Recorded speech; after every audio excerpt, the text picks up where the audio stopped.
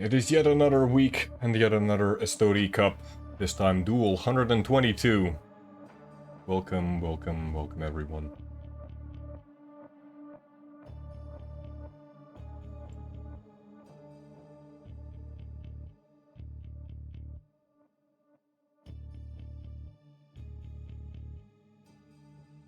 Right now we're just waiting for the players to get into the game. We already have the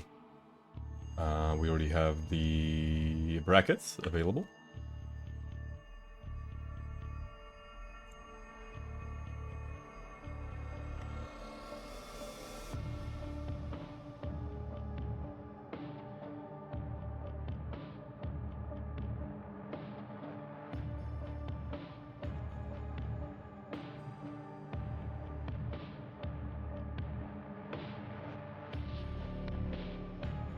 For a change of pace, yeah, it's not actually Rob, but it's me.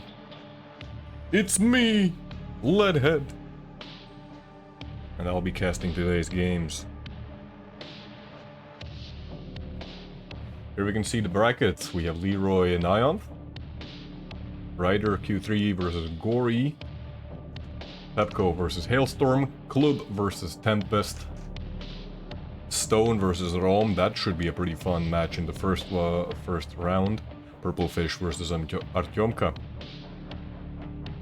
And in round 2 we already have two of the previous week Grand Champions, Kelts and Base.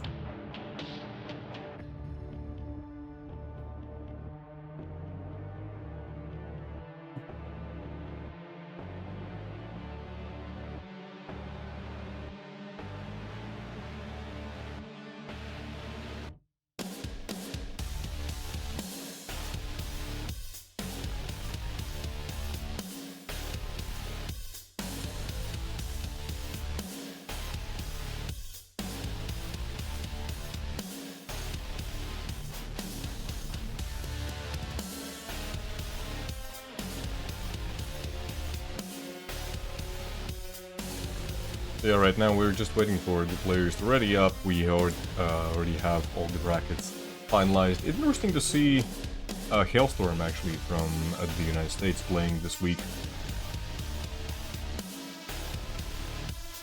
Probably looking quickly at the brackets super quick. Not even sure where to start, honestly. Stone versus Rome, that might be pretty fun. Pepco, Hailstorm, maybe as well. Actually, Hailstorm has been... He's a bit of a one-trick pony, for those who know who they know.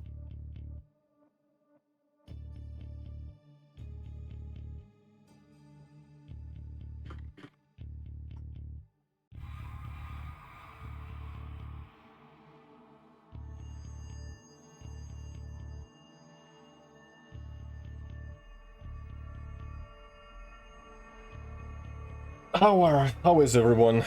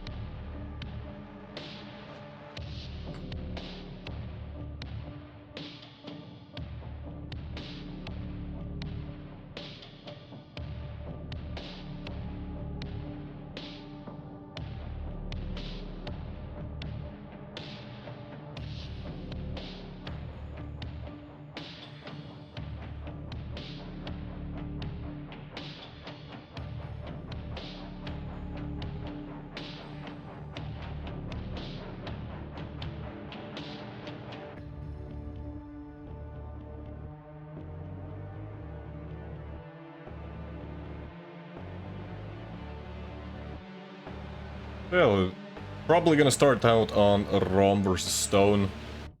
Purple Fish Purple Fish actually has been doing pretty well over the last few weeks, and wouldn't be surprised to see him competing for the top 3 spot yet again.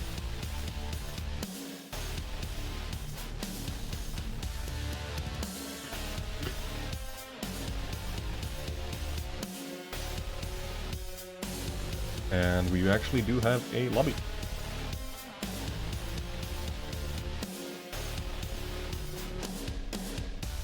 And we're going to be loading into the first match shortly.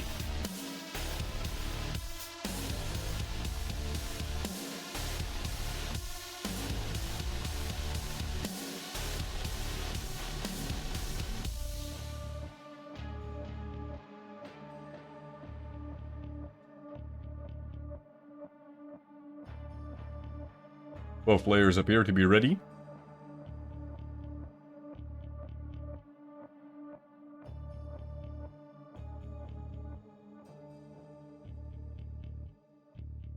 And we are loading in.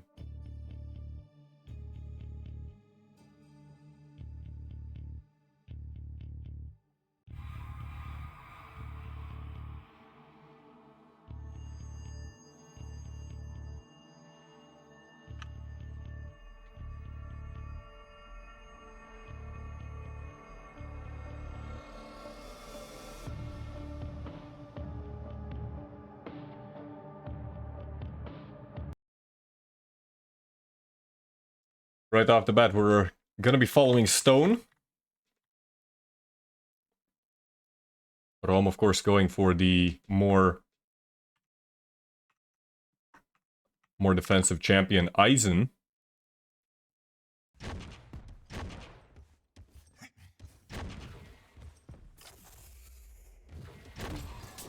We have an initial engagement going on over at the Mega.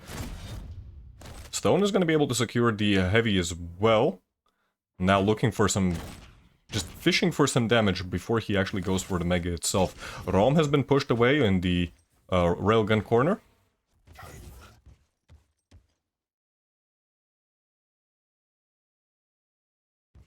Stone slowing down for... not sure what exactly... what reason. But maybe just trying to hear his opponent out.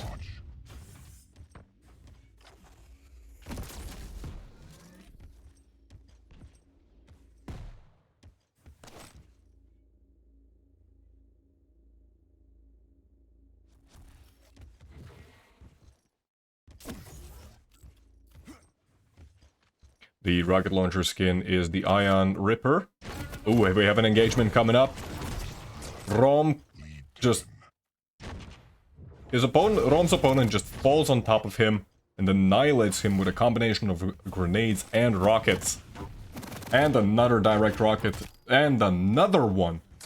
Stone is very well known for his excellent rockets, and he's demonstrating them right now very successfully. Great railgun shot, and already just like... if maybe the first minute was a little bit slow, right now we already have 3 frags for Stone. Making great use of those combination... yeah, making great use of those combos with the grenades and the rockets. And right off the spawn, Rom is just constantly taking more and more damage. He is forced to just keep running away. Rom is very good at running away.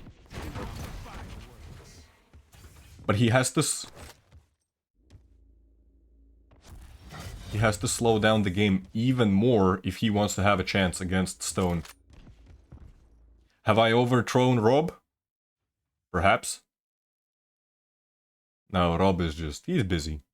He has other things to attend to. Ooh, once again, good rocket damage coming out from Stone. Even that railgun shot, that's once again just gonna completely send Rom back to the railgun room. Thankfully, there is a light armor shard. Oh, Stone suspected. Rom is gonna be peeking there. That's another kill. Right off the spawn. Also, once again, Stone just fishing for that damage. Maybe a little careless. Oh, and Rom actually comes out on top of that fight. But does he know the mega timing? It's not up for another 5 seconds. If Stone wants to, he can just push him away. Like that. A Pyrrhic victory. Rom got his first frag. But it doesn't matter all that much. So far, Stone has either been at the situation where he has a massive stack advantage, or, well, that one time he actually got fragged, but that was just a mere moment in the overall picture of the match. Stone now once again just firmly into control. Has Rom even been able to secure a single major item at this point? He has! 1 mega. By 1 major item, I really do mean 1 major item. That is 1 mega that he was able to secure off of his first spawn. Good defensive rocket damage from Rom, but that railgun, oof. Once again, just invalidating all of Rom's efforts, and Stone had the mega health to back up to. Rom trying to be sneaky, set up a trap there, maybe get away, but that's not gonna work either. 5 minutes in, 7 frag difference. Against an opponent like Stone, this is already a situation you don't want to be in. They go into a lightning gun duel. Stone reigns supreme. And again, he has just all of these items that he can fall back onto and restack. Stone took considerable damage there, but in a matter of seconds, it's like nothing had happened. Even after Rom hits that one railgun. Okay, now finally, Stone in a pretty precarious position finally gets deleted by by Rom's railgun. Another frag potentially coming out from Rom. Ooh, just barely misses that railgun. Timmy doing some damage, but a little bit too late. Is this the start of Rom's comeback? Once again, just a crazy railgun angle found by Stone. 2 consecutive rails found by Rom. Rom, 9 health, dropping down onto his opponent. Trying to go for a risky play, but does not work out. Rom wisely, even after spawn. He definitely wants to get that LG. He is gonna need it, especially against a large target like Keel. And you can see that Rom respecting Stone's damage output, just waiting for a little bit. Trying to make his opponent think that, nope, I'm actually not going for teleporter, I'm going somewhere else. Ooh, but he's moving around just a little bit too loudly there. That's gonna allow Stone to line up more and more damage. Yet another frag. 12-2. 7 minutes into the match.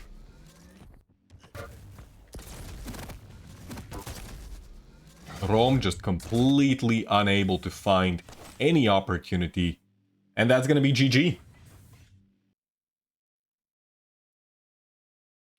GG called by Rom. And we're gonna be moving on to already map number 2.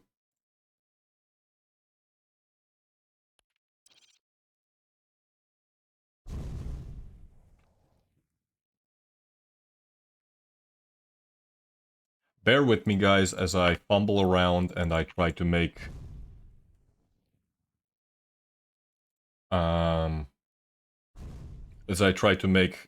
sense of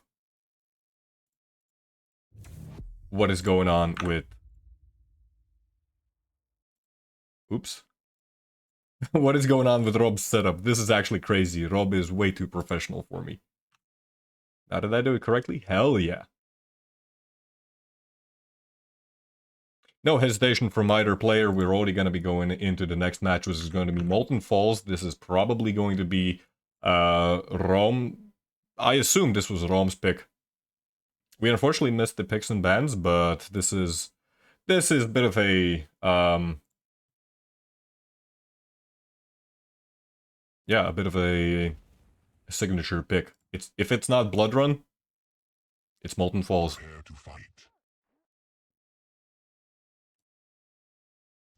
begins in 3, 2, 1. Fight. Good luck and have fun has been called by both players. And we're into map number 2. Starting out on Rom, who's playing Visor versus Nyx.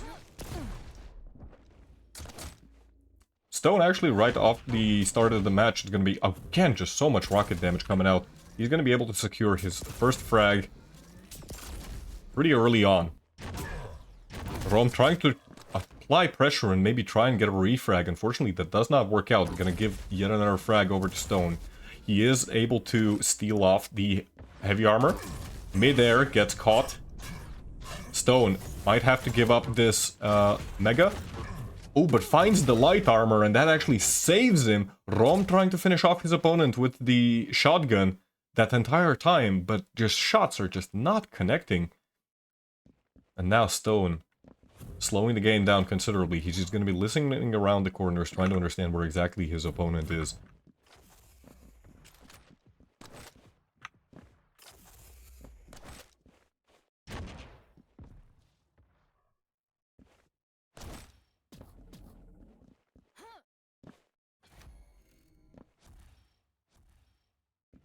Rom has also considerably slowed down. You can see in the X-ray view that he's just walking around. Stone does not want to make does not want to take any unnecessary risks. He's willing to give away both major items. Stone does have the mobility advantage. Just a little bit of rocket damage there. Nothing major. A mega health was stolen, and as a rocket was about to connect directly into Stone's face, the Ghost Walk was popped. Both players exchanged their railguns. There might be a fight coming up over at the jump pad. 3 seconds over to heavy armor.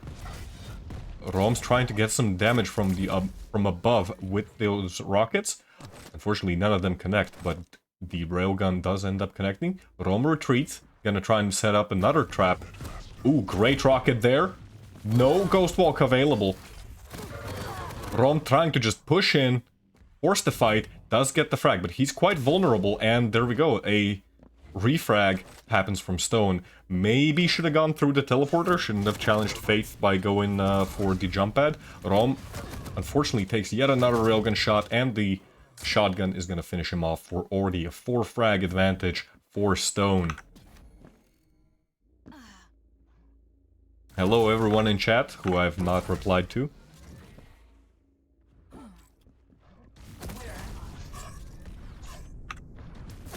It definitely does seem like, yeah, Stone is trying to show Rom how it feels when people play against him.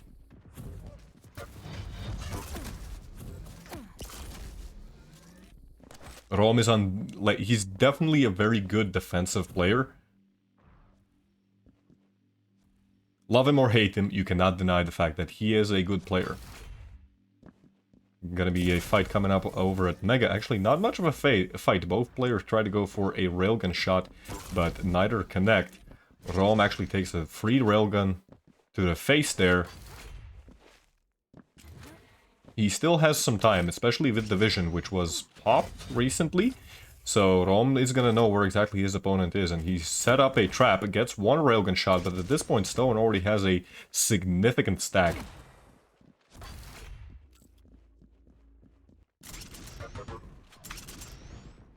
Rom just keeps taking more and more damage. Ooh, a failed rocket jump there. Fired a little bit too early, but still it's gonna work out. I think Rom actually got confused a little bit there. He was maybe expecting a entrance from, you know, the second floor. But Stone came up via the jump pad. And ended up getting yet another kill. 6 frag lead already, and Stone has, once again, still a pretty reasonable stack. He is going to be able to take this kind of a head-on fight. Rom just keeps taking so much damage with barely anything returned. That's the 8th frag already. A great railgun shot there by Rom. Stone does return it, however Rom is the one who got the mega.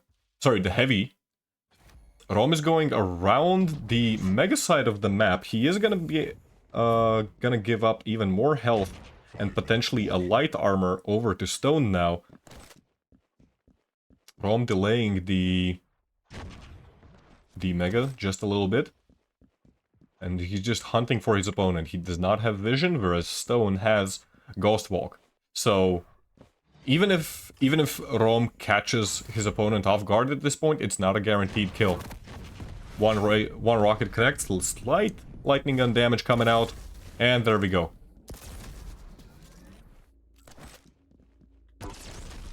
What a crazy railgun angle there.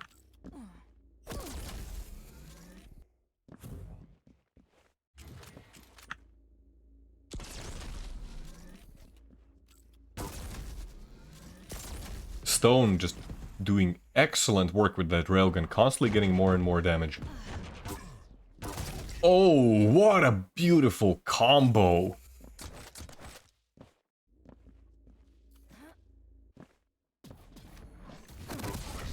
There goes yet another railgun shot. Stone felt that he was in a little bit of danger, and he's actually gonna pop the Ghost Walk, which is gonna allow him to pick up the mega safely. And that's already 9 frag advantage. Stone very close to death, finally. But as we've seen, Stone has been able to evade much more dangerous situations. Not this time. Not this time. Rom gets his second frag, and he has a stack. And, well... that's an interesting choice. Aggressive rocket jump into Ghost Walk, and he even steals the heavy! He gets the from the shadows damage, steals the heavy. That was beautiful by Stone. He knew the timing perfectly. The rocket jump execution was just perfect as well. Rom must be furious.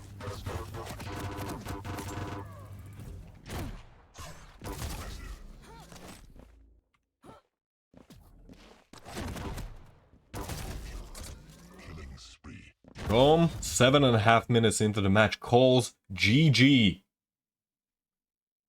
Wow. Beautifully done by Stone. Just beautifully done by Stone. Perhaps I did, Rom. I'm sorry. Look, I just wanted to cast your game. At least we got to see Stone doing crazy stuff, you know?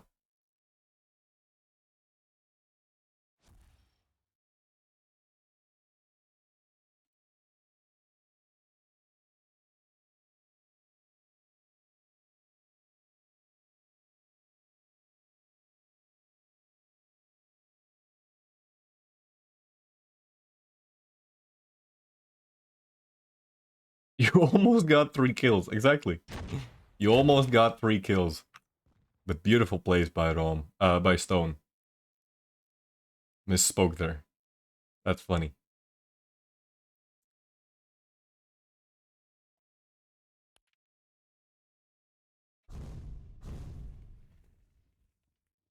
So yeah, that's gonna be map number 1 already. Sorry, match, map.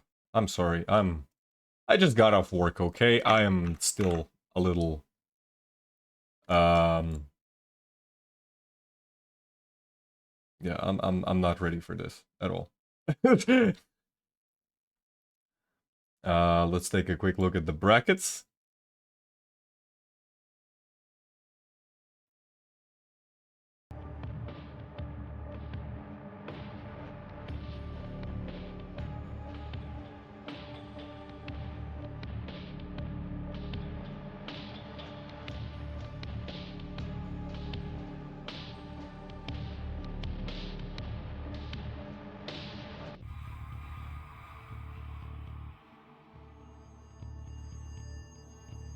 So that's a 2-0 victory for Stone.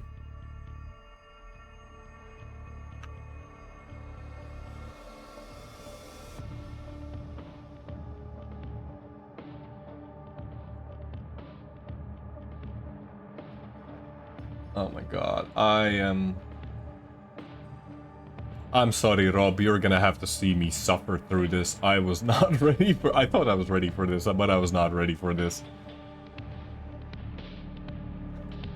So, yeah, while we were waiting for the next match, let me set up some of the stuff.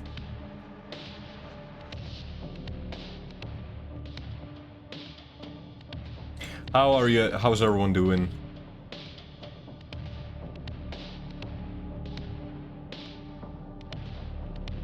I'm probably just gonna follow Stone himself as he continues into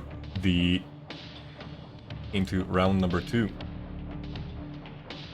That is going to be against the winner of Purple Fish versus Artyomka, which I'm gonna call it. It's probably gonna be Purple Fish, maybe, most likely.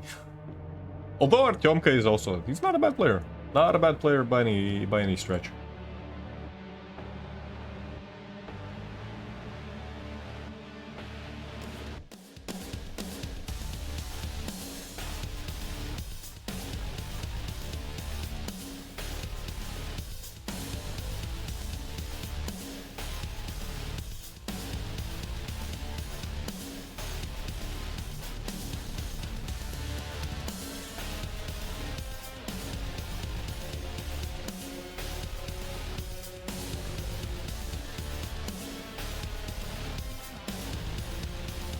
The music is on double. Oh no.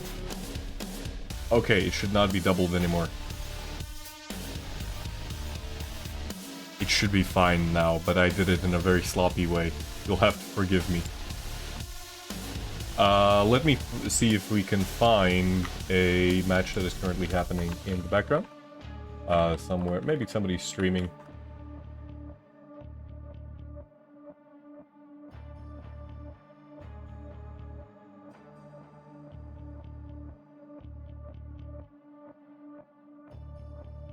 Let's see. Purplefish is probably streaming. We might as well just watch Purplefish, which I'm not sure if I want to enable sound.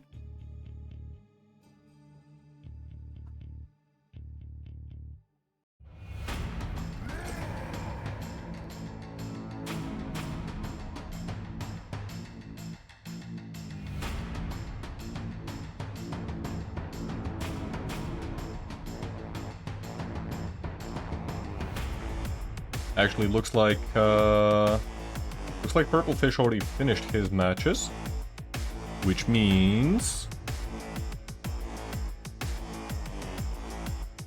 yes, that should mean we should be loading into Purplefish versus Stone momentarily.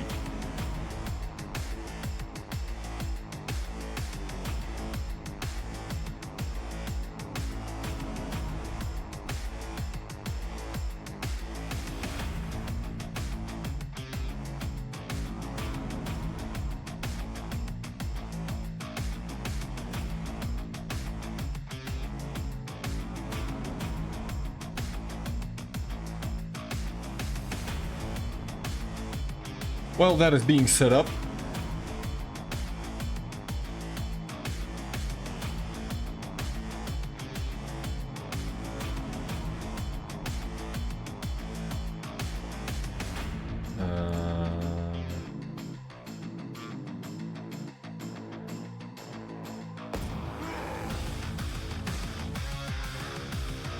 Well, that is being set up. Players have given us the link for spectators as well, so that we can see what exactly are the picks and bans going to be like.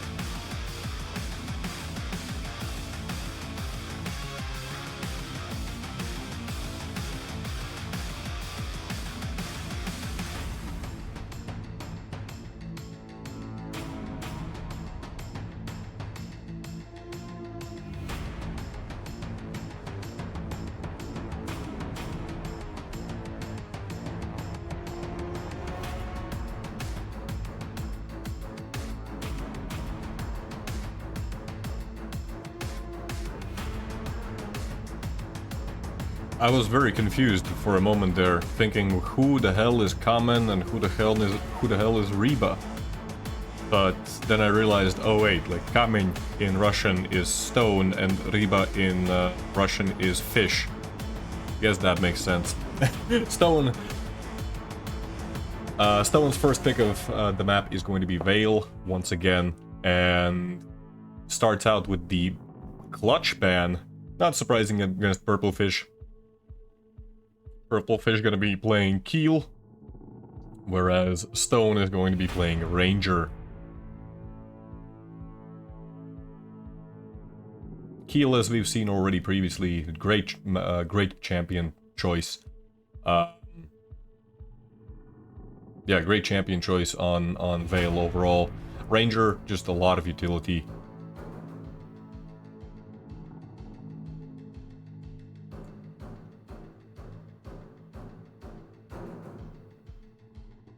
Molten Falls, Stone once again going for the Nyx pick. Worked once against worked once against Rom, so I don't see why it would not work against Purple Fish. Purple Fish going to be playing Strog and Peaker. And then if it comes down to a tiebreaker, that's going to be a Vulcan. Purple Fish on Scale Bearer. Scale Bearer? When was the last time you guys saw a Scale Bearer, huh?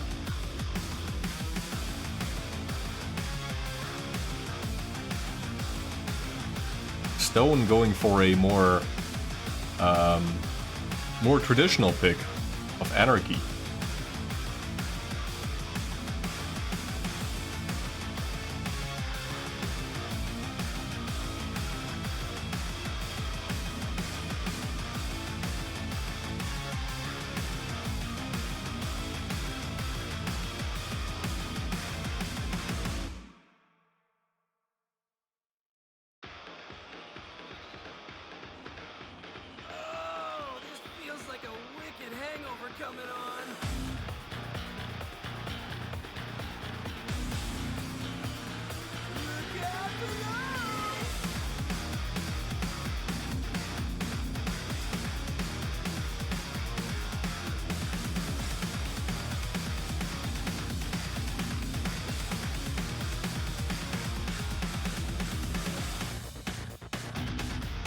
Yeah, Rob, I'm not sure about notifications. We might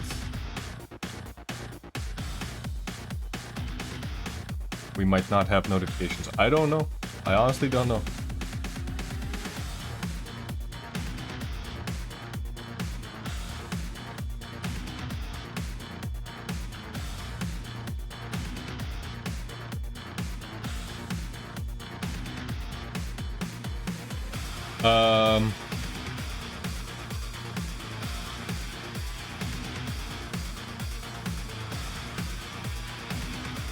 I am not sure what the players are talking about. All I see is Cyrillic.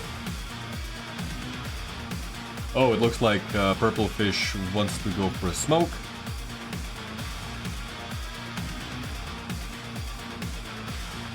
And then something, and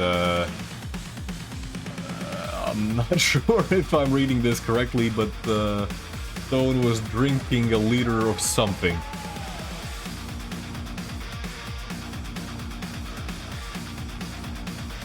If you sent some kind of a notification, I have no idea what you sent, Rob.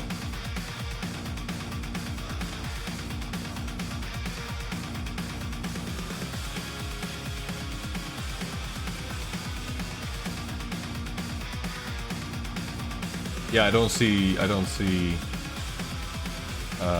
whatever. It's fine for now.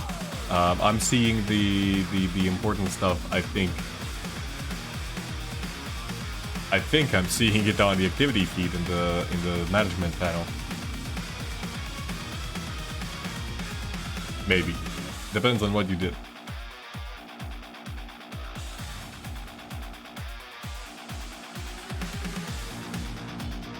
This might be a pretty fun match overall. Stone's Rockets, as we've seen once already, they are quite something.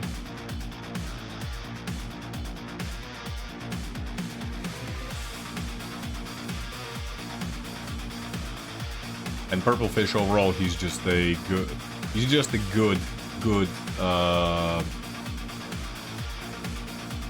just a really good player when it comes to mechanics, you know?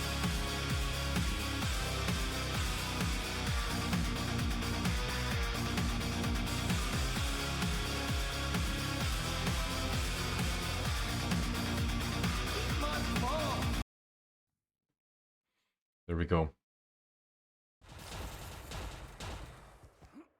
Prepare to fight.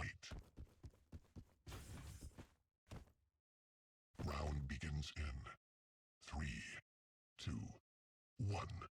Fight. Starting out on Stone, the winner of the previous match against Rom and against Purple Fish, who won against Artyomka. Mega is actually still up. A little bit of damage done by both players, nothing extreme. Stone gonna be picking up the Mega only now. Now, there's gonna be a huge delay. That there was almost an entire cycle of Mega just omitted. Huge damage with the rockets done by Stone. That's gonna give him the first frag. And this is also the Mega delay is now going to be vastly in his favor. As you can see, he's able to pick up all these vials, he's able to pick up all these smaller items, and the Mega is still not up. So if he wants to go for it now, it's only up right now, and he can finally contest it. Uses the orb, actually. Once again, just quite a lot of rocket damage coming out from Stone.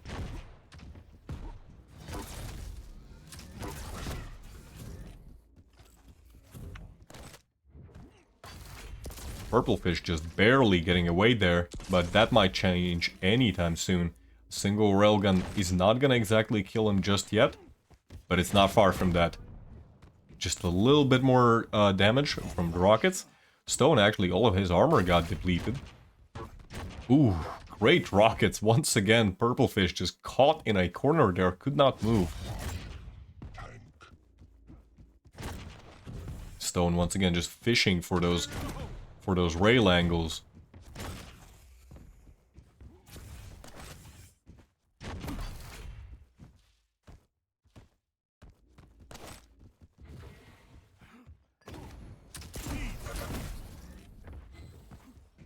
Indeed. That was not an intended pun, I'm so sorry. I am so sorry. You know what was intended? That frag on Purple Fish. As he was trying to collect the heavy armor, he gets railed out of the sky. Fish apparently can fly.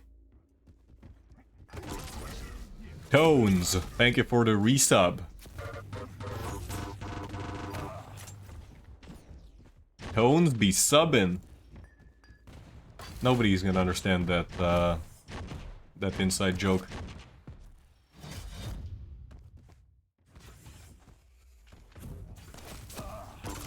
Ooh, Purple Fish getting one rail, but unfortunately takes two in return. That's gonna seal his fate, and already for the third frag going over to Stone. Orb is available. Purple Fish making a very aggressive push. His rockets are good, but Purple Fish takes a massive amount of damage in the process. That's gonna be his first frag, 3 minutes into the match. It's still recoverable. There's plenty of time. Purple Fish can play out of control relatively well. His ability to do burst damage, well, it helps, but not when he's caught over at the light armor in the railgun room. Stone actually making a rocket jump to collect that mega health and does an insane amount of damage in the process. Great rockets! Oh wow, even that second one went through the railings. Purple Fish gets a free railgun shot, and he's gonna be rushing his way over to the teleporter to try and do some damage, but Stone was 100% ready for that. Off the spawn, trying to do some damage as well. One direct rocket, two direct rockets. That's another frag. In a matter of seconds, and I really do mean seconds, Stone has been able to secure a huge lead already. Another direct, and Purple Fish was not able to collect the heavy, which is now going to be going over to Stone. Stone, uncharacteristically for him, misses some shots. Purple Fish reading the spawn correctly. Stone also just going straight for the lightning gun, but he's actually doing an insane amount of damage, and that's going to allow Stone just to make a refrag. Just like that. And he gets the mega health as well. That's yet another frag. 66% railgun. Beautiful combo there. He's gonna be able to collect some light pickups as well there. Ooh, Purple Fish LG is not to be underestimated, however. Beautiful railgun angle there found by Purple Fish. That's gonna get his third frag, but the lead is not really becoming any smaller. It was basically twice as many frags for Stone, and that's still pretty much the same situation. Now, Purple Fish might actually go down if he's not careful. Is he gonna go for the rocket jump? He does, but Stone was already ready, and he pays the price. He didn't have a whole lot of opportunity to retaliate there once he committed to that rocket jump, and he gets caught as he was going for the railgun. Stone, once again, just playing beautifully.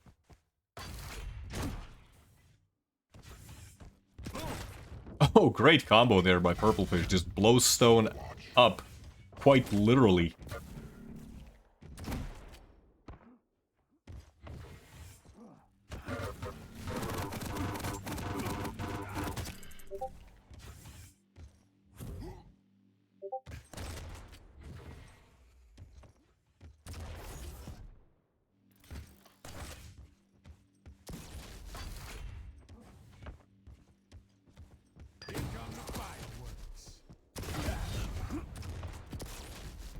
Purple Fish now, with 6 frags to his name. Gonna be chasing up the jump pad. That's not a good decision. Pays the price yet again for these aggressive plays. Beautiful rocket lineup there, and hits the railgun, and that's gonna give him yet another frag. Stone's rockets are just a pleasure to watch.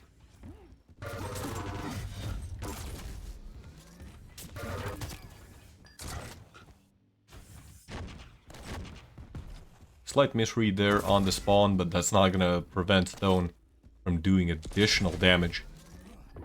Purple Fish just unable to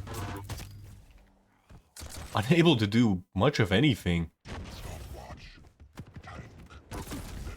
He had to slow the game down at one point and try and get some entry damage, hoping that it would not be returned. And if Stone would end up like in Purple Fish's face, there is a large opportunity for grenade and rocket combos. But at this point, it's already just too late. 11 frags, 3 minutes, not even 3 minutes, 2.5 minutes remaining. Purple Fish just has to throw himself at his opponent. And yeah, it's not looking good anymore.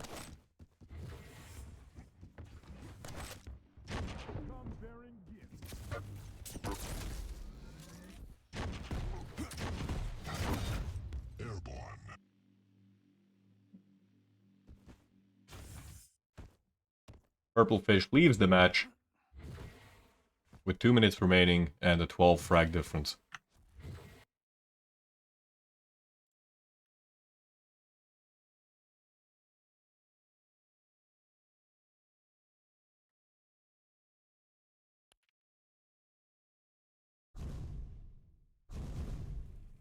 Beautifully done.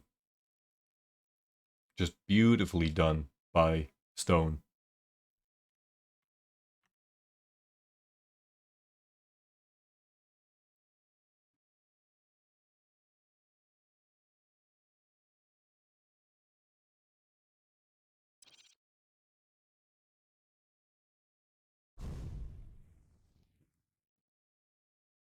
In-game audio a little bit, sure.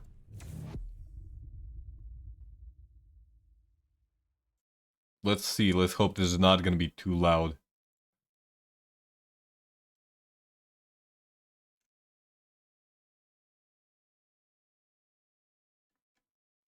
Thanks, Rob, for stopping by before your volleyball match. That's always appreciated as well. Even when you're not casting and doing the production, you are still with us. I did the transition too early. No, the game is just taking its sweet time to go to the loading screen.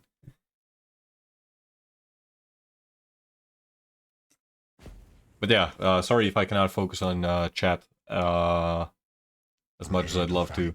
Right now I'm on a single monitor for now, so if I'm looking at the game, I might just be taken away by whatever's happening on the screen. Map number 2. I'm going to be starting out on Purple Fish, who's going to be playing Strog. I'm sure he would have loved to play Clutch, but yeah, people these days, they just don't let Purple Fish play Clutch. Stone already proved himself once on this map against Rome. Ghostwalk actually popped. Tried to go for the inside out damage. Beautiful rocket there, almost a mid-air. Stone might go down to the peaker, but that gets eliminated at the very last moment.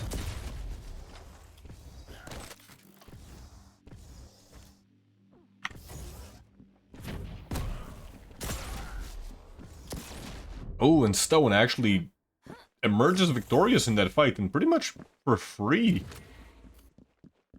His armor stack was largely untouched. Slight misread by Stone onto Purple Fish's position. Switches to the rocket launcher, which is empty. Couple times too many. Oh! Risky play there by Stone, but it ends up working out in his favor. I'm not even sure Purple Fish was expecting that. And Purple trying to go for the Mega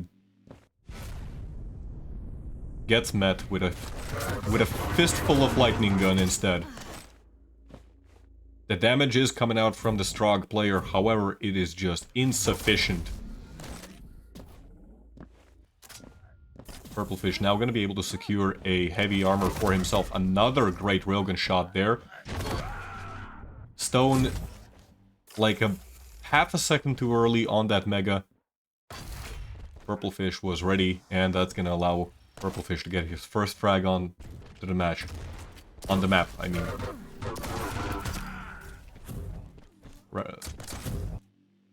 Not an extremely clean kill, but a kill is a kill. It might get returned any moment now. Stone uses the Ghost Walk. If he continues the chase, Purple Fish is in huge trouble. Decides to back off. Oh, but once again, just a beautiful rail angle there found by Stone. He was absolutely ready. The Purple Fish is going to be trying to make that jump over there.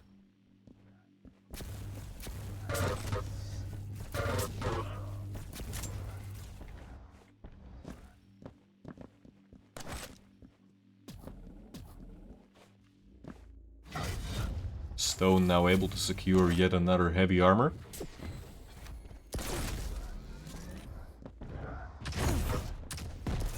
Purple Fish, however, able to steal the Mega. Stone falls down and pops the Ghost Walk. I suspect he did not actually want to fall down on the same level as Purple Fish. Ooh, great rockets coming out from both players. Purple Fish gets eliminated and Stone just barely making it out alive. He's gonna be trying to do some opening damage right before the heavy. Misses the shot, however, he has all of the light armors and small health bubbles to back up to.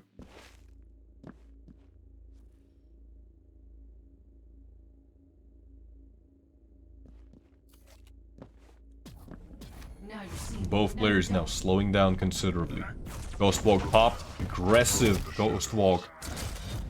Once again, just two beautiful rockets done by Stone.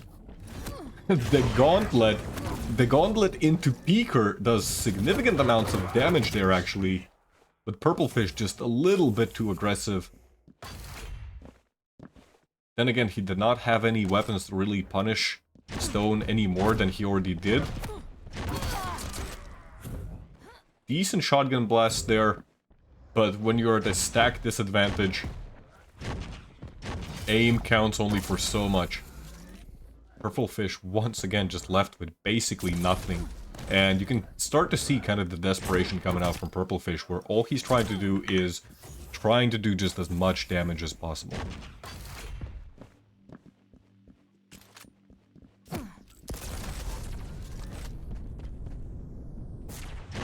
Oh, purple fish once again caught off guard. What are these rockets? Stone has to have like the most beautiful rockets in like the entirety of Estoty. He just keeps hitting direct.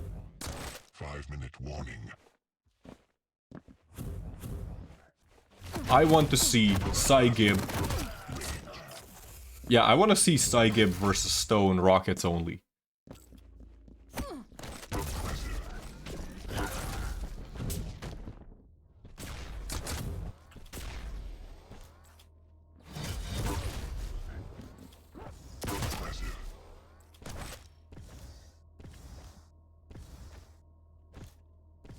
I'll agree with you there, Free Bigavelli. Oh, I like that name. I think Stone is quite I want to say underappreciated as a player in general. His rockets are just beautiful, really beautiful. Especially in the latest like in the current season where we have 7 lightning damage, we've seen a lot of players focus onto their LG even more than usual, and Stone is one of the few players who just keeps using the rockets and still winning duels, like straight up head-on fights, just using the rocket launcher against somebody who's hitting really good LG. That being said, we have 8 frag difference in favor of Stone right now. Well, make that 7. Purple fish showing off his... not even sure what. Sparks, I guess.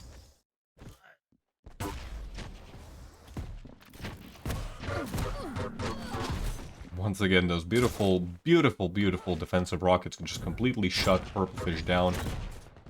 Stone is forced to give up the mega, almost sends purple fish flying off the map. What? Even that rocket hit. It was only 55 damage. I mean, only. That's still a pretty close rocket.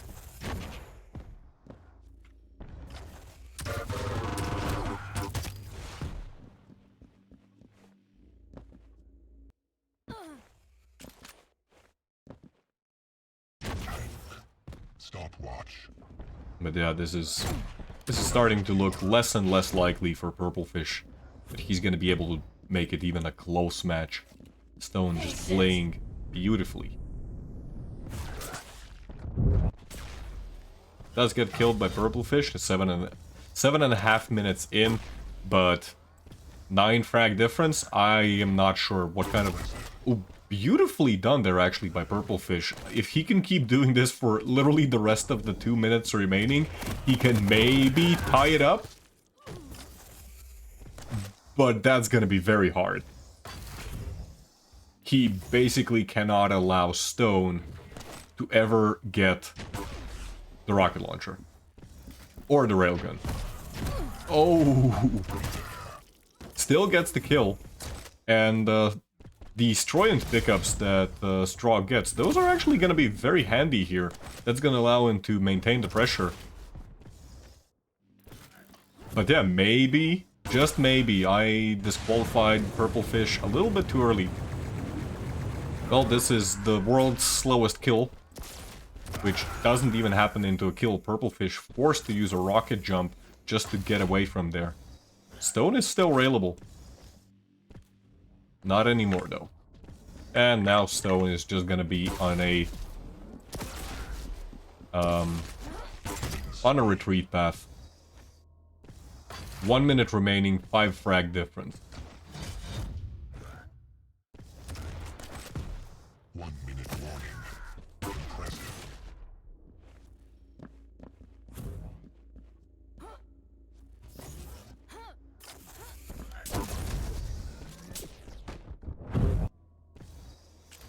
Tilted fish? Yeah. definitely feels like that at one point. But yeah, Purple Fish, he can do some damage. Let's take a quick look at the stats. What do we have going on here?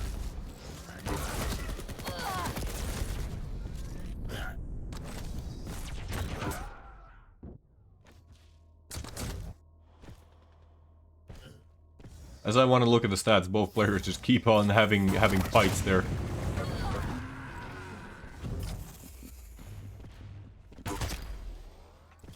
But yeah. 52% rockets by Stone. Even if half of those are not directs, that's still significant. Just huge rocket damage coming out from Stone.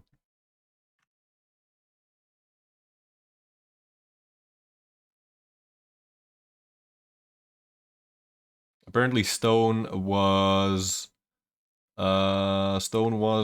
qualified for the QPL in 2020. That's before I started following QPL, admittedly. But that does not surprise me at all. Absolutely not.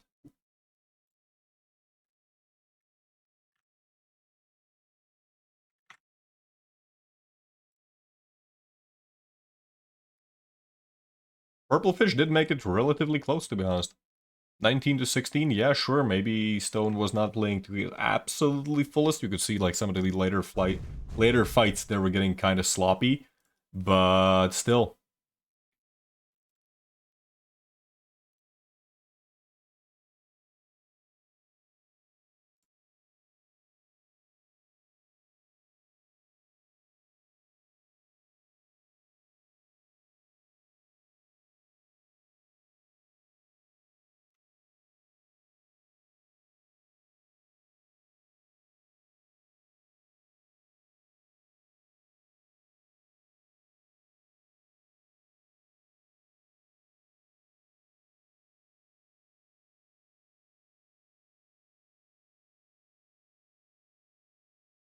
Let me switch to the brackets so we can take a look at what's going on there. So Purple Fish is going to be sent over to the lower bracket.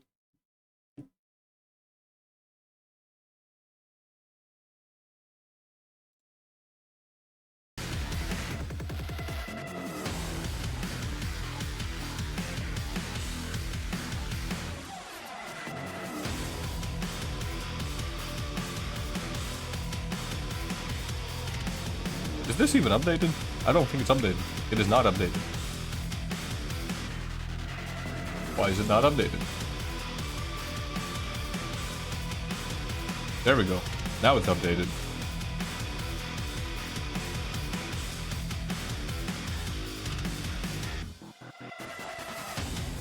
At least it's closer to how close it should be.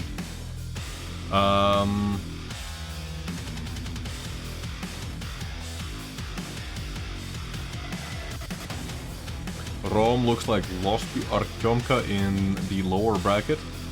Unfortunate. Rome did say that, yeah, he's been having apparently some health issues, which doesn't allow him to play to the best of his abilities.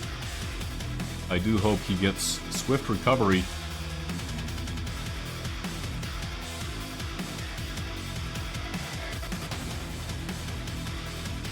Base versus Club. I wonder if that's happening right now.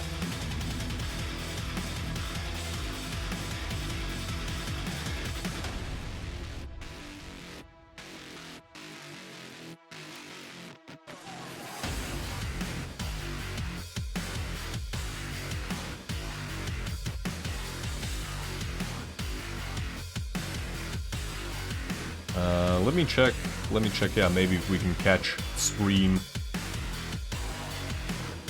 and see what exactly is happening while we're waiting for the next match.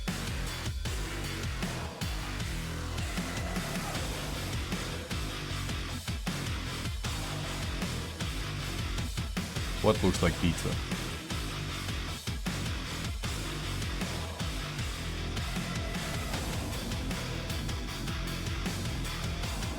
What are you guys like? I Sometimes I think I should not interact with chat because I have no idea what you guys sometimes are on about.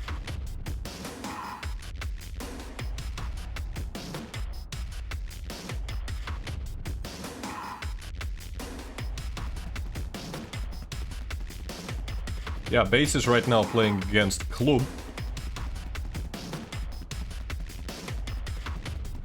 Let's switch over to that for the time being.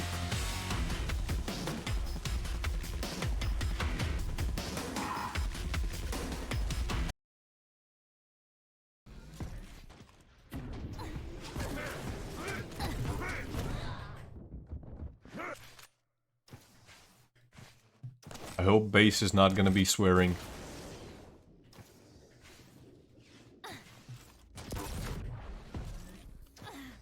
We don't want to get demonetized over here.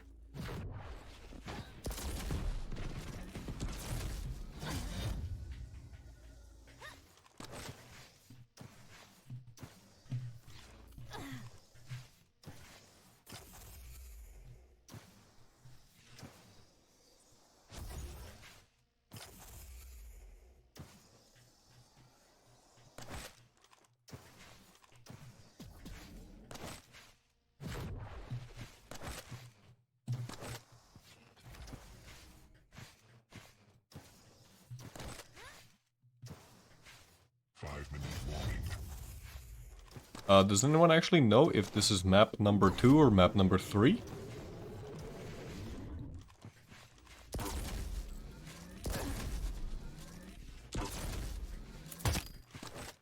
Oh, Club actually goes flying off the map. Клуб очень перевесило. Club is indeed thus far winning by one frag. But there's 5 minutes left, and I do want to give the more mobile champion a bit of a benefit. Ooh. A lot of damage coming out there from Club.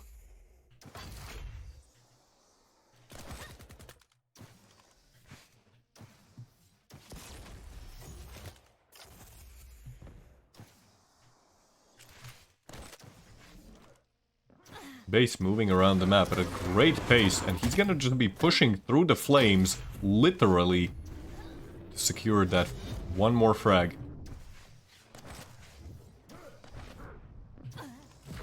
Club at this point probably just wants to pick up all of the weapons first, try and get back into the rotation, and actually stays around for a little bit too long, not expecting that Base is gonna be showing up right behind him. Nicely done there by Base to deny the light armor as well. And that's gonna be yet another light armor that he's gonna be able to deny. Oh, unfortunately, the heavy was taken. And as he goes up the jump pad trying to get another frag, he just gets melted by Club's LG.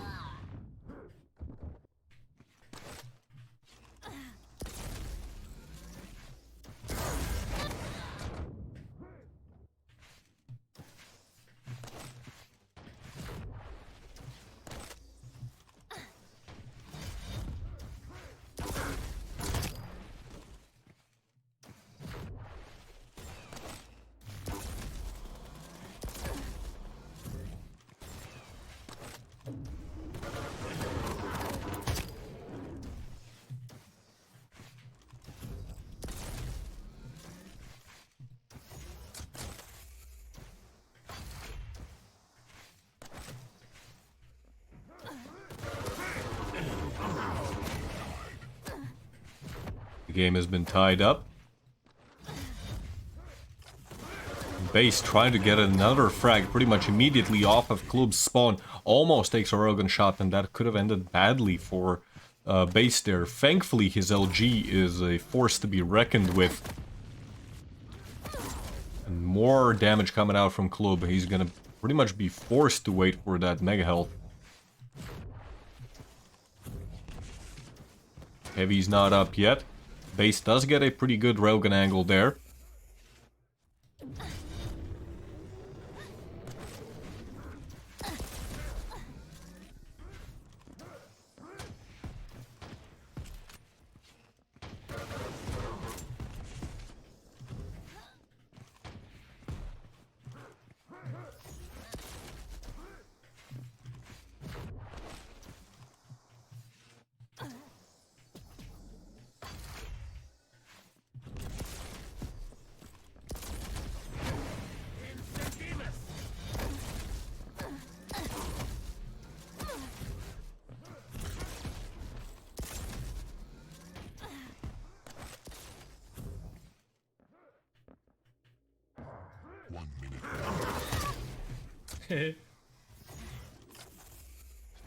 Club trying to force a frag there. He simply doesn't have the time left anymore. Just 1 minute.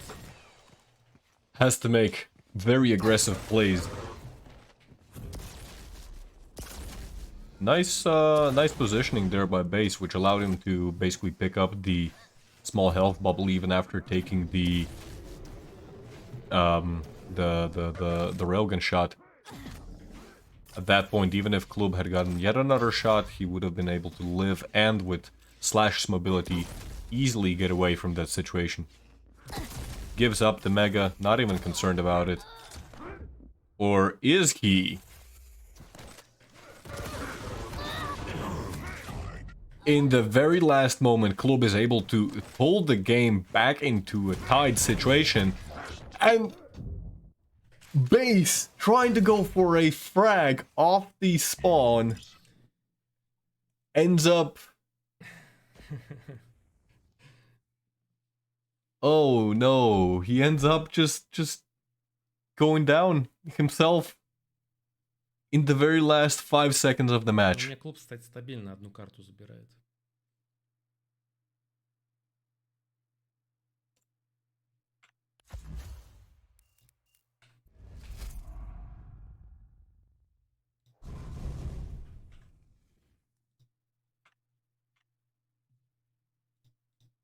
I guess I can... Okay, maybe I can do this. Yes, I can do this. Right. I guess, yeah, I should change the overlay so that it represents actually the correct correct match which I'm looking at. But yeah, does anyone know? Was that map number 2 or what map number 1? Which was that? Looks like that was map number 2.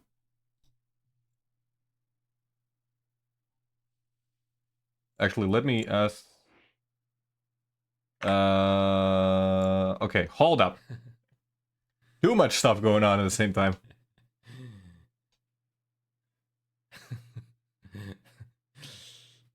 Yeah, it looks like to be one to one right now.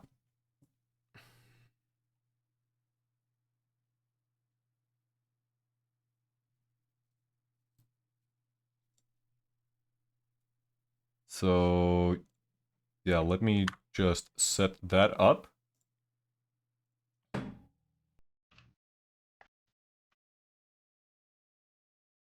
Здорово, Стон, привет. Ты нас ждешь?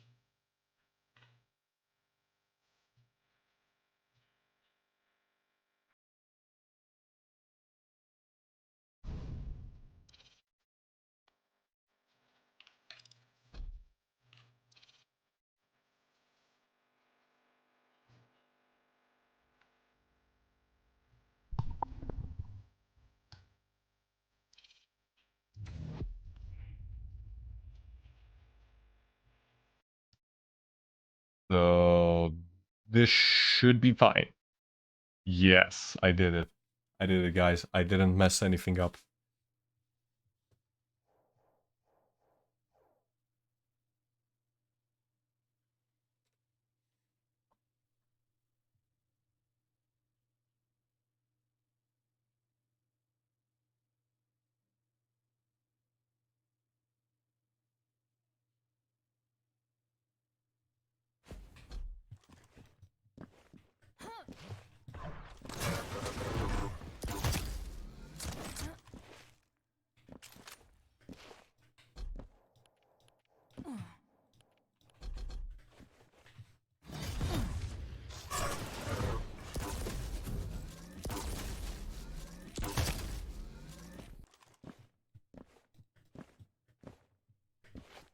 Prepare to fight.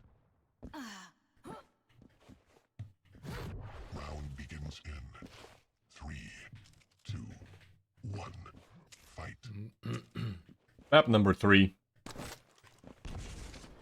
Base versus Club. Club's recent performance in the past few Estoties has not been exceptional. He's usually been eliminated around the middle of the tournament. But so far he's showing quite a lot of resistance to base, who has won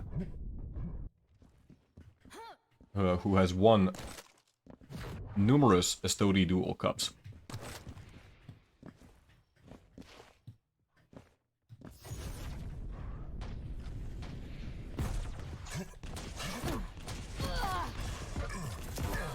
An aggressive fight there from base, but that's gonna get punished by Club.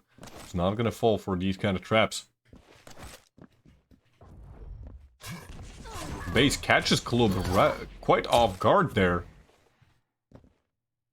Club did hear base falling on top of him, but the just slight delay on the reaction proved to be fatal. A lot of machine gun damage there. That's also gonna allow Club to secure the mega health. Base knew that Club is gonna be going for that railgun. It is a critical weapon on this map. Club actually going for a pretty aggressive push. Maybe he did not realize just how healthy exactly base was. He gets a frag, ties up the match, and gets a heavy off of Club's mistake.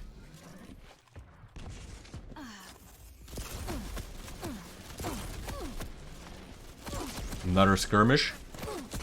Base needs to hit those railguns, but just barely missing. In fact, switching over to the machine gun. Vision was popped. Oh! Just barely getting away there. I think Base himself could not believe that he was actually still alive.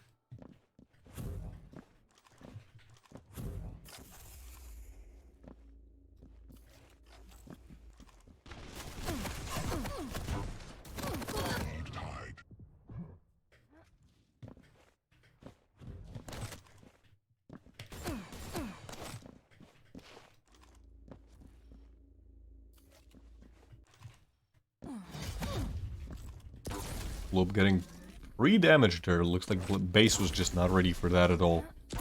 Oh, but those railgun angles, they just barely find their way. Club is faster on his feet, however, and that allows him to get the mega off the spawn. Didn't even take any damage in the process. However, base is 1 frag in the lead. He can afford to give up a major item maybe once or twice. Beautiful use of that plasma gun, or the nail gun. I keep calling it a plasma gun, I'm sorry guys. Quake 3, Quake Live has ruined me forever. Aggressive Ghost Walk coming out, and once again Club caught off guard. Gets finished off by base's rockets. That's already 3 frags in favor of base.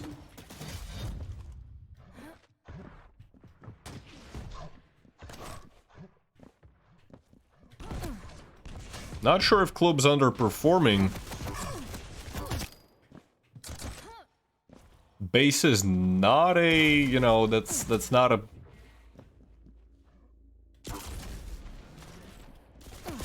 That's not a player that you can take on just like that. Look at those rails. Can you contest those rails? You could blindfold the man and he would still be hitting rails. Except when he doesn't, but you know, those are like rare exceptions.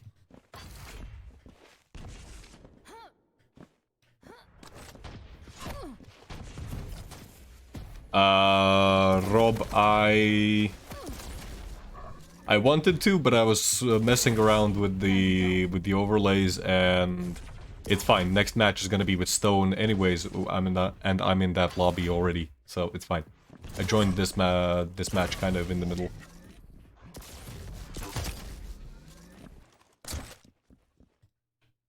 We got this under control, Rob. Don't worry. I know you're away.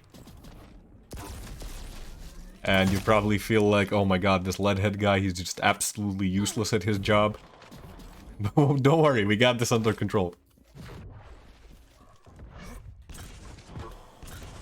Base also has it all under control, just continuously hitting rockets. Actually a little unexpected there for Klub to delay that teleporter. That allowed him to get quite a lot of entry damage for basically free.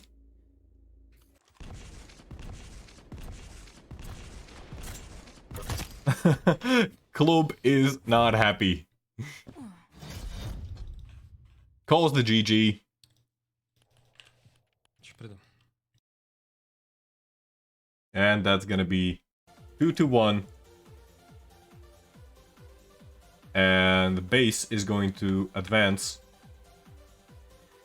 and play against Stone.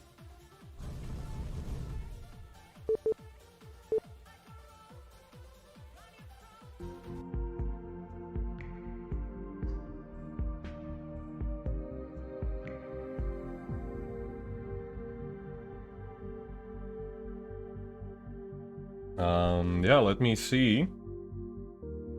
Let me see what I can see. Of course, yeah, those are just beautiful words there by Klub. Very nice words, you know. The best words. Don't use those words when you're in the public, you know. Let me see what is happening in the brackets right now. Where are the brackets? There's the brackets.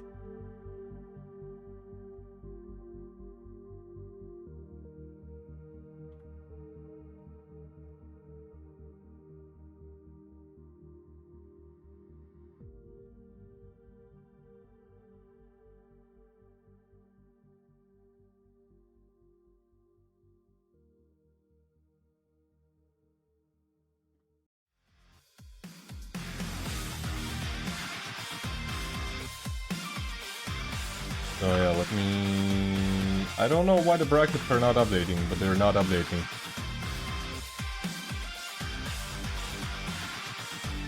Okay, there we go. Finally. They have been updating.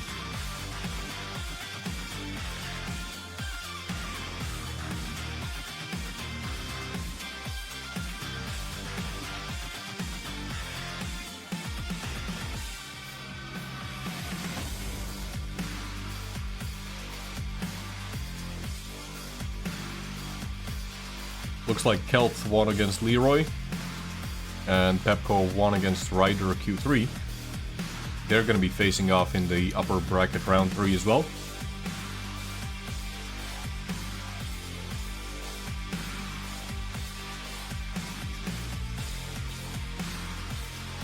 In the lower bracket, Ryder versus Artyomka. Not sure who's actually gonna come out on top of there.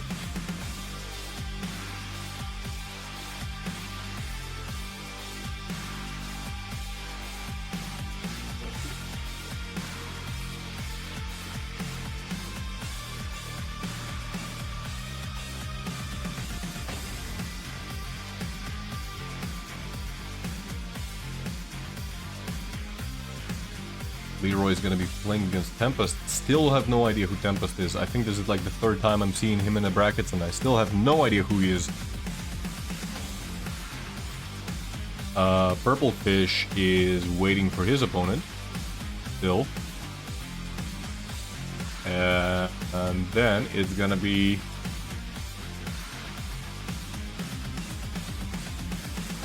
Klub versus Ion. That's not gonna be a tough match for Klub, I feel.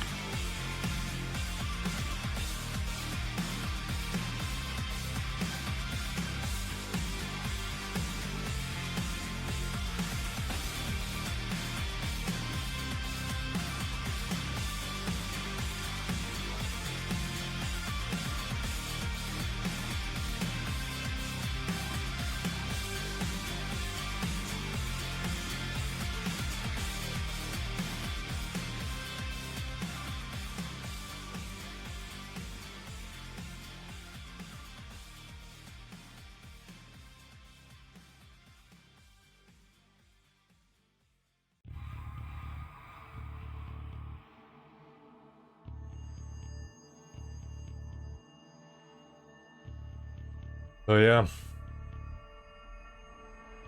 Coming up, that's gonna be base versus stone.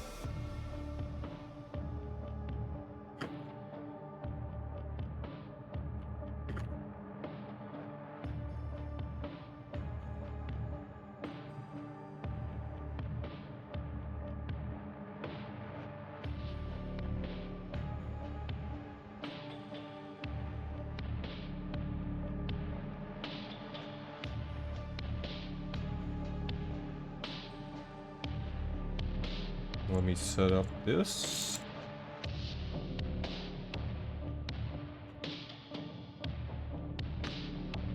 Predictions? Oh my god, that's right, there are predictions. I have no idea how to run predictions.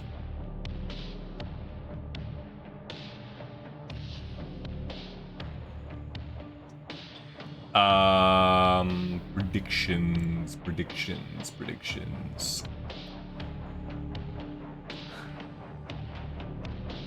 Congratulations for the cat? From the cat?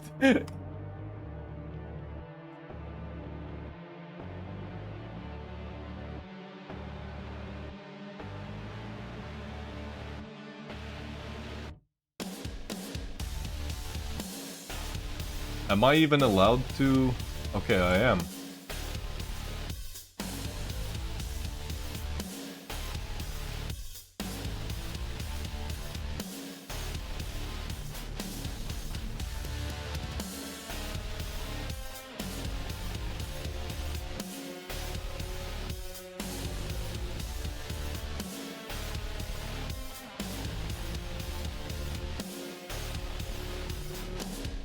Let me see. Yes. Yes. We have picks and bans also.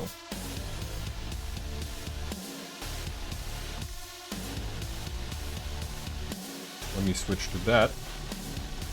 I'll change the player names in a moment. But yeah, we have Tower Koth in the map pool as well this week, which is really exciting. Yeah, I found how to do the predictions. I wasn't 100% sure. I found it.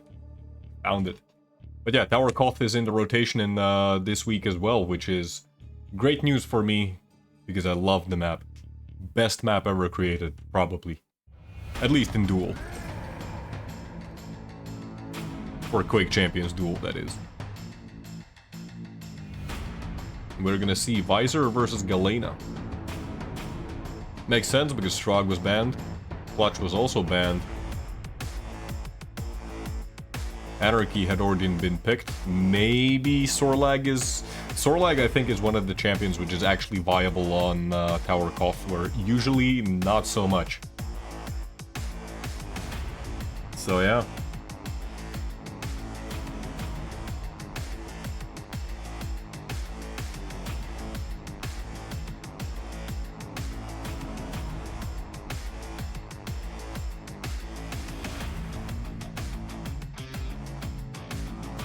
Predictions. I need to run the predictions. Rob, what do you usually set it to? 2 minutes?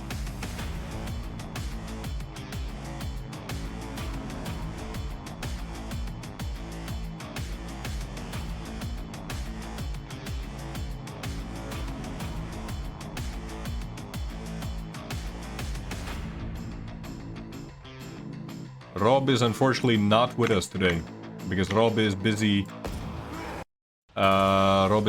having a volleyball and stuff, you know, very important stuff. Round begins in 3, 2, 1. Fight. There we go, we are in winner's bracket. Round 3, map number 1.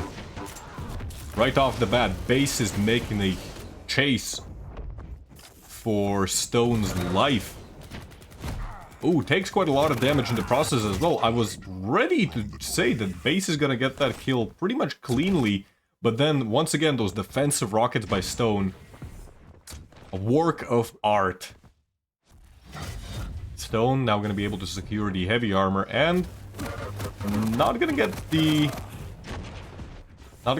mega, but it's gonna be contested. Takes a lot of damage in the process. Once again, just like even just a Hail Mary rocket could finish him off, but it was not a Hail Mary rocket, it was actually just very deliberate railgun.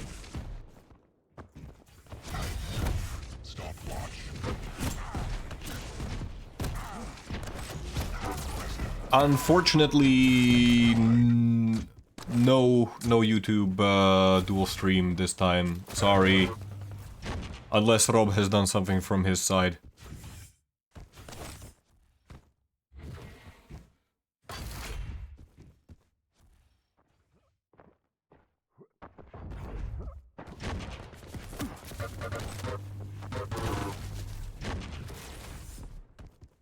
I am recording the stream locally, so it will get uploaded afterwards.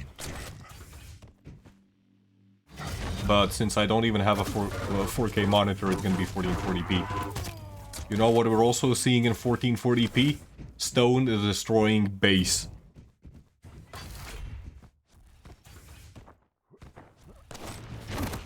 Once again, just beautiful prediction rocket there. But maybe Stone, a little reckless there, going through the teleporter alongside base. As I say that, times the rocket and the orb just perfectly. That's gonna allow him to just continue to push. Although base with the starting nail gun, just able to just brute force his way out of a very dangerous situation. As I say that, he takes a railgun shot. Oh! Beautifully done by Stone there.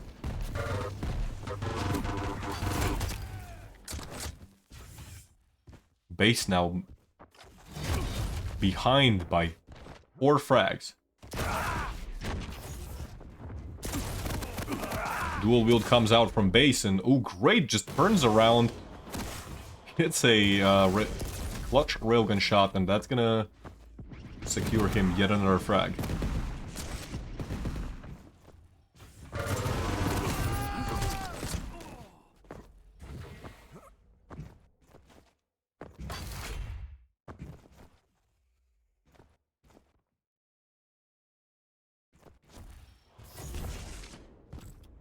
Different weapons,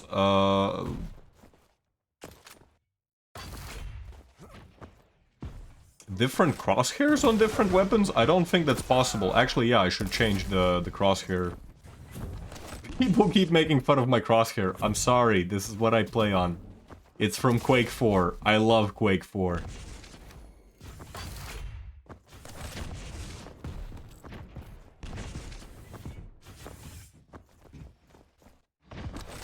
I'll change the crosshair after this match.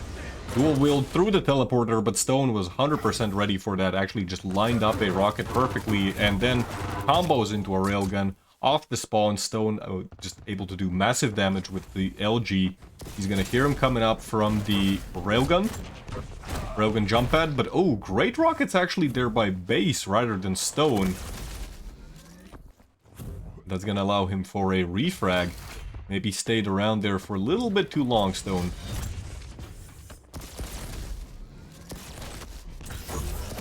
Mega is going to be picked up by Stone, but he's in an awful position. He still gets away. How? How does he get away from there?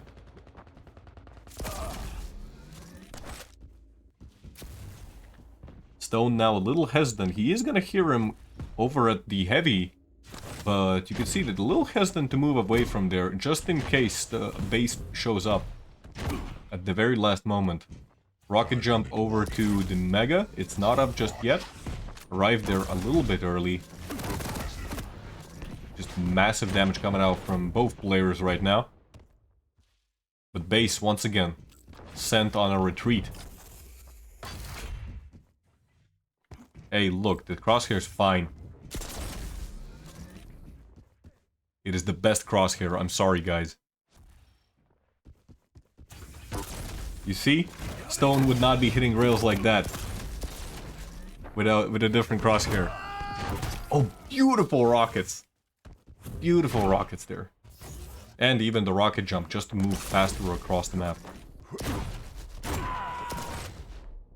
Base just barely getting a refrag there, but he's so low that he might get refragged himself. There we go. Although it does come at a cost. Stone, only 21 health. Some early damage coming out from the rockets. It's been a very fast-paced map on Veil thus far.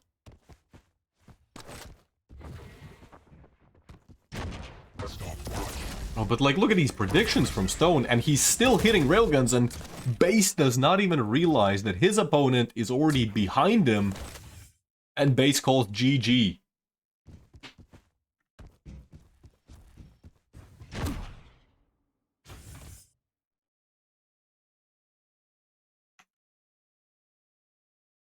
Beautifully done there. Okay, let me change the...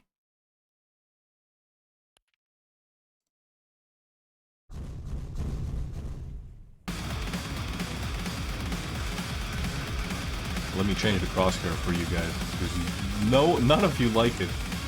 I'm sorry.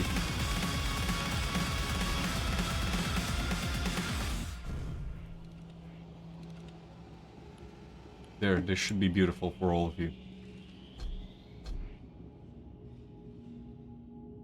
Music is now tripled. Oh god.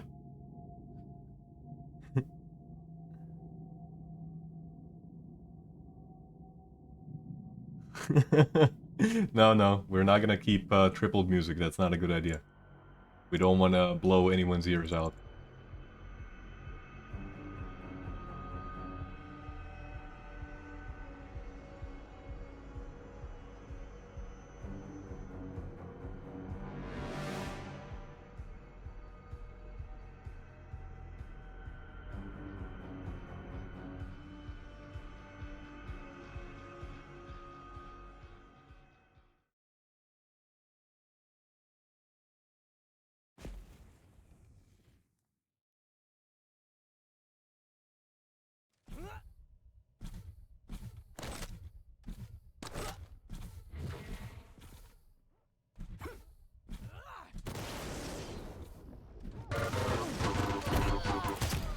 Prepare to fight.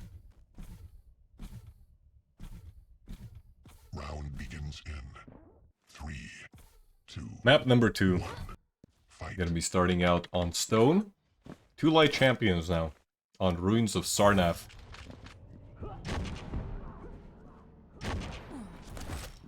Stone playing the more defensive champion. Probably suits his style.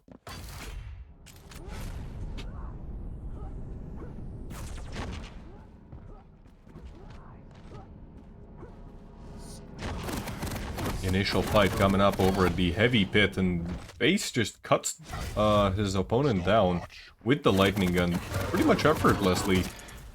Stone tries to go for a refrag there with the LG spawn, but that doesn't seem to achieve a whole lot. Gets killed once again in return.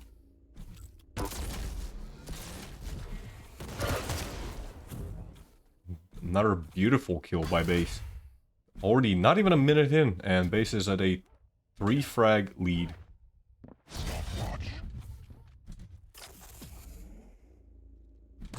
Stone maybe trying pushing his luck a little bit too much. He is hiding from his opponent, gets a nice railgun shot there. Base has the inject, however.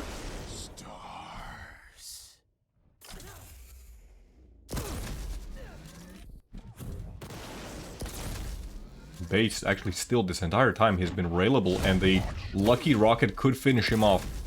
Once again, Base, he got the mega, but he's pretty much barely making it out alive.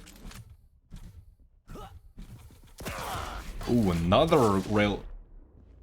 Yeah, another rail. That's another kill. Base actually delayed that spawn. Nicely done by him. You could see the Stone was trying to force the spawn over at the light armor. over at the stairs. But yeah, because of the delay, that didn't work.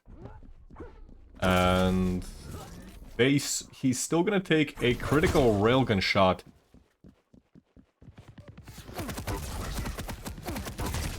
And this is exactly what base was trying to avoid by delaying that spawn. But he's still trying to push his luck. If previously it was Stone trying to get some extreme damage right off the spawn, right now that's base. Comes out the teleporter with the lightning gun in hand, takes a railgun shot, however, is not gonna be too dismayed about it. Almost actually gets hit by that railgun as Stone was falling down. Stone is already setting up with the LG with the trap, got the heavy armor in the process. Beautifully done there. Hits that railgun as well, almost hits that. He's ready for his opponent coming through the teleporter, and that's yet another frag. Just beautiful execution by Stone thus far. A little bit slow to react on this attack by base, but still works out in his favor. Has a reasonable stack, and he has the heavy to retreat to. Not sure what's going on today, but base just calls GG's. 3.5 minutes in, he just calls GG's. Okay then.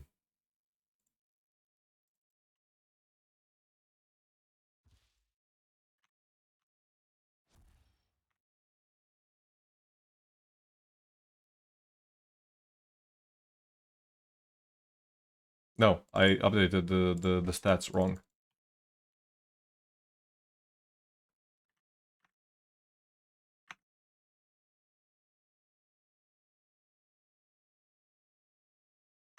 Yes, I updated the stats completely wrong because it was like this. But yeah. GG's. I don't know, that's what base said. Not me. That was all base.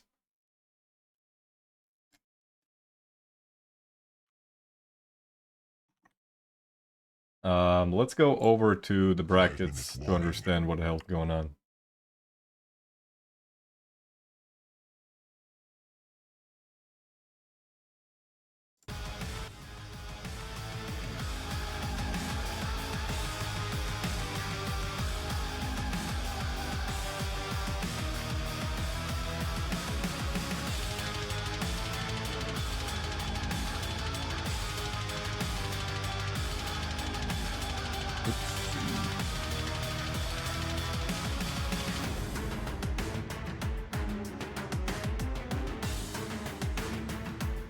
Yeah, because the first, or no, what's the... I'm very confused now. Shaman, you wish Estoty starts 1 hour later? I also wish that was the case, but... Hey, we got players from all over the world, kinda, so... Gotta find some kind of time that works for everyone.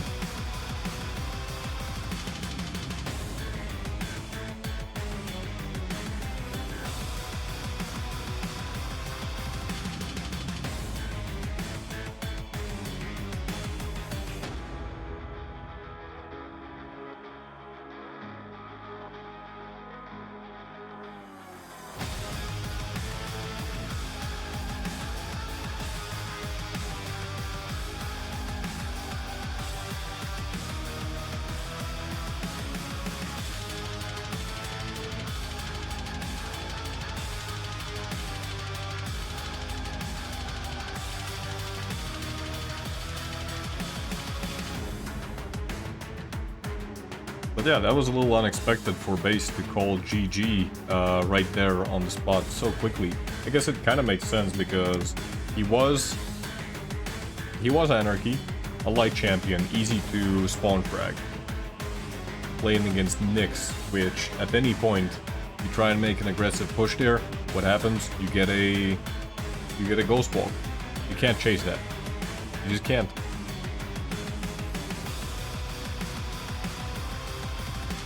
Hello, Frostmeat.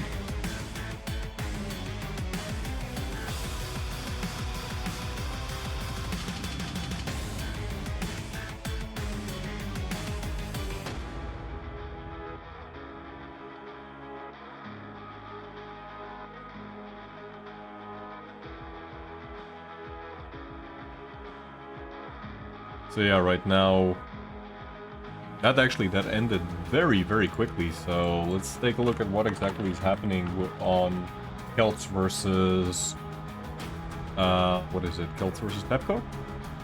Yes, Kelts versus Pepco.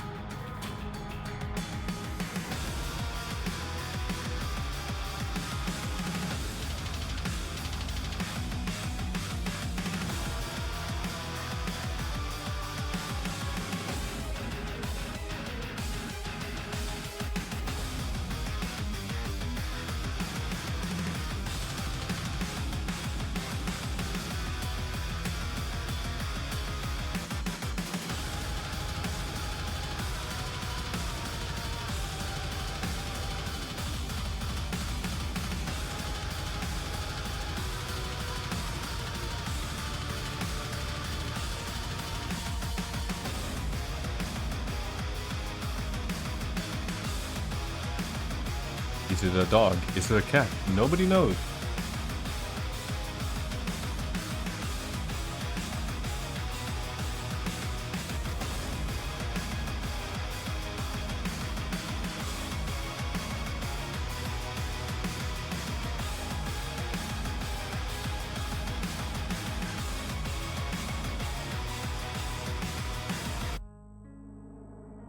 Looks like, yeah, Kelts versus Pepco already finished, so we are gonna be moving on there straight up to Kelts versus Stone.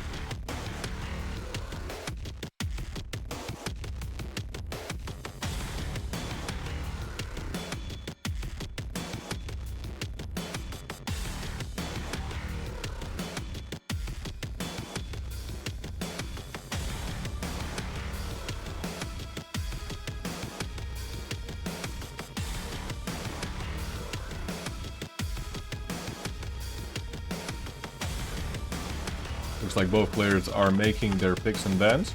We're gonna take a look at those in a moment.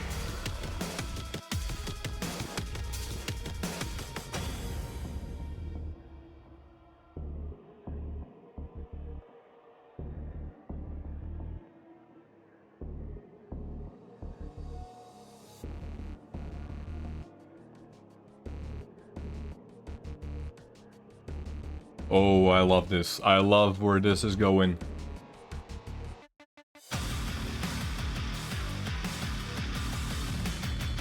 First map is gonna be Tower of Koth, picked by Kelts, no less.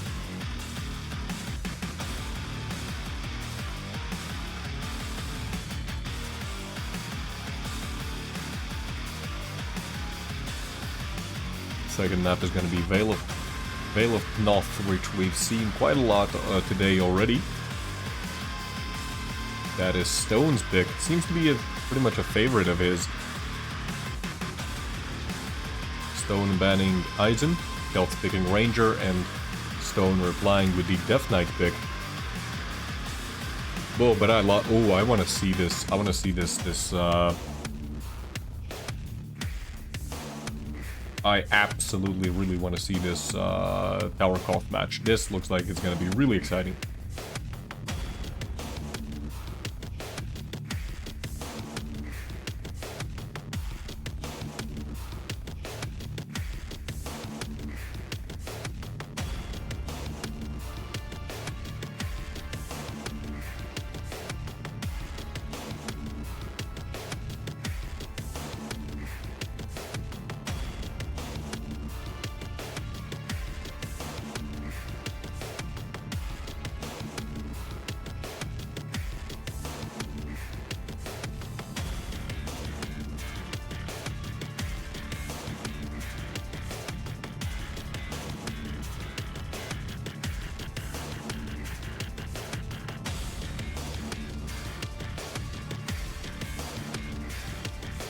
Both players just trying to ready up.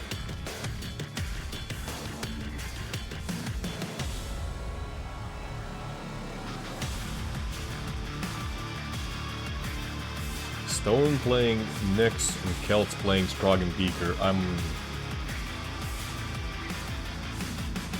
I'm a big fan of Strog, what can I say?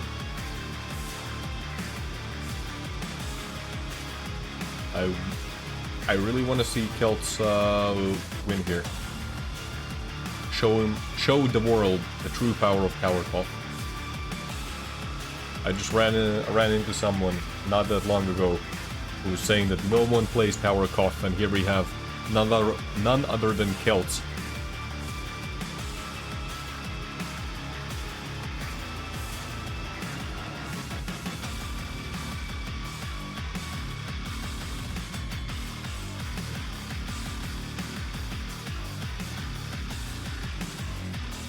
Also, I forgot about the prediction, and I honestly don't remember what the hell happened there, so... Sorry guys, I'll try my best. I'll try my best not to mess it up this time. Hold up. Okay, first of all.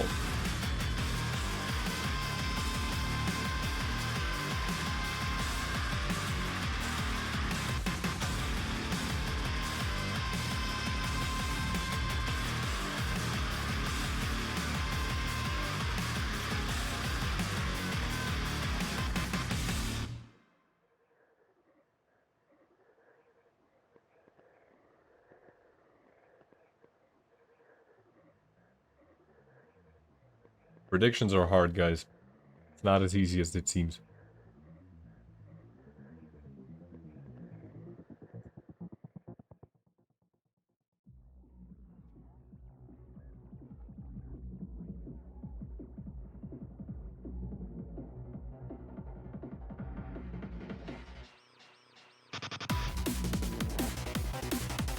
Looks like we are finally loading into the match. Slowly but surely.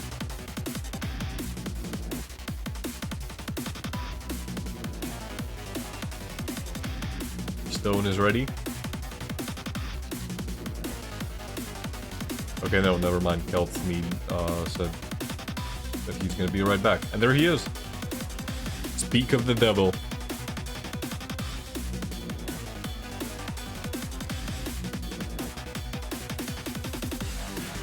Both players are ready.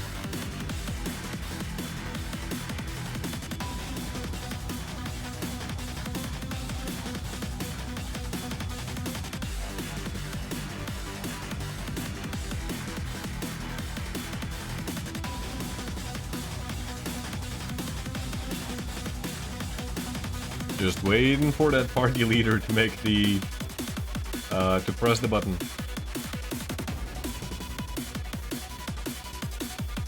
We believe in you, Ion. Doesn't matter who wins this match, it's Ion who wins. Okay, Rob, enjoy your volleyball. Have fun there. I promise I'll not break anything in the process.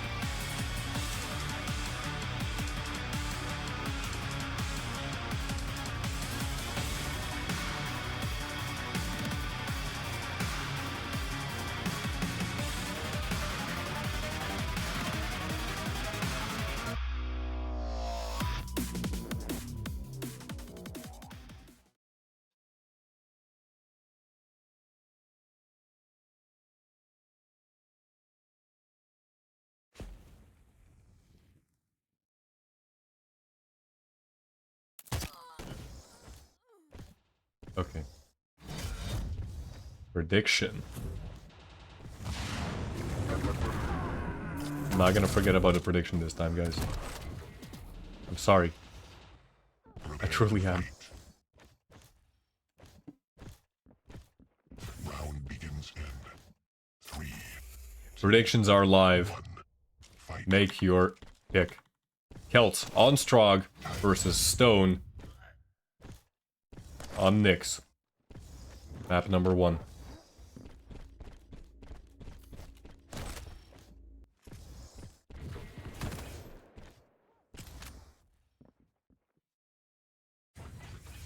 Right off the bat, we have both players just trying to understand what exactly is the playstyle of the other player. Kelts trying to get some cheeky damage, spamming around corners, but a full cycle has elapsed, with no damage being dealt by either player. Beautiful rocket there by Stone. That's gonna be very dangerous there had it not been for the peeker, which returned all of the favor. Great angle there. Unfortunately misses the railgun shot there. Tries to go for another crazy railgun shot.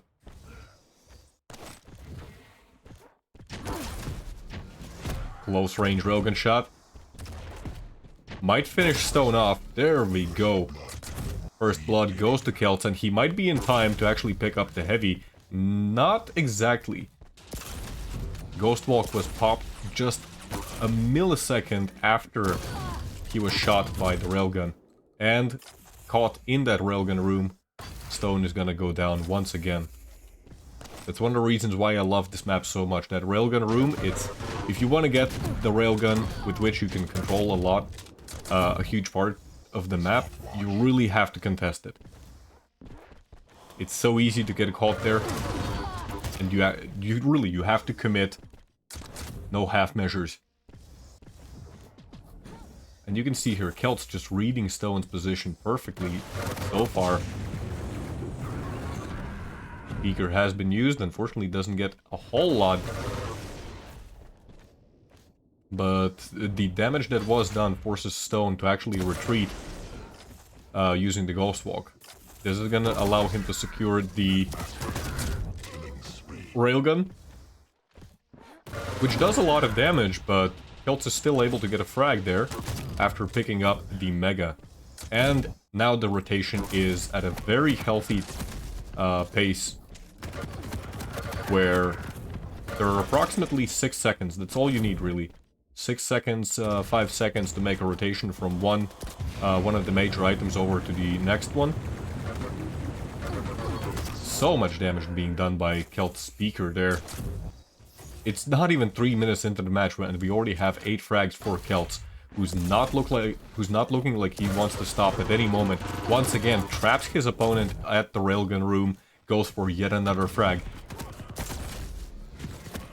HMG spawn for Stone. Good read once again by Kelts.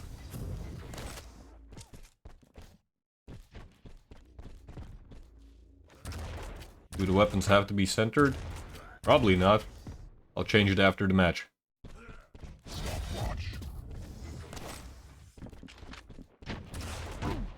Ooh, great rocket there by Kelts. And the Peeker is gonna finish Stone off. 10 frags in a row, 3.5 minutes into the match.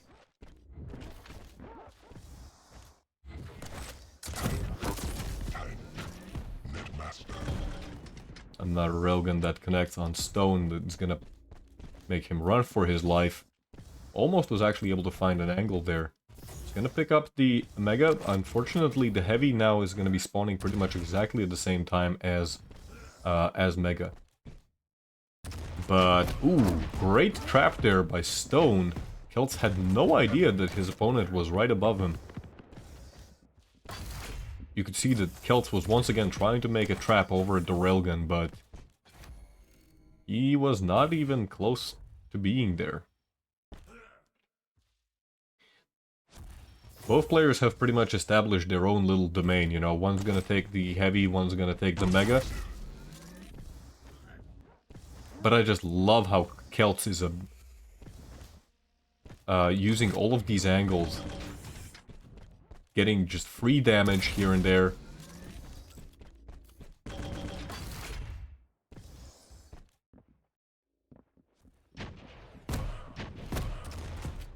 Ghost Walk was used.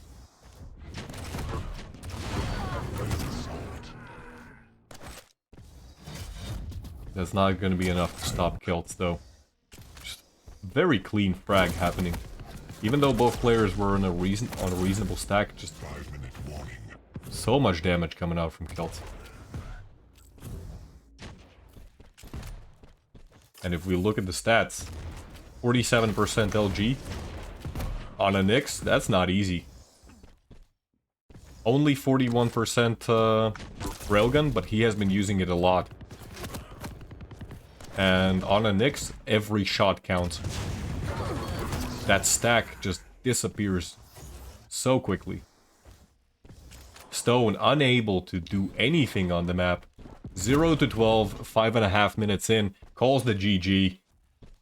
Well played by Kelts there. Absolutely beautiful. Okay, let me switch the let me switch the thing for you guys. The weapon handedness. Where is that even located?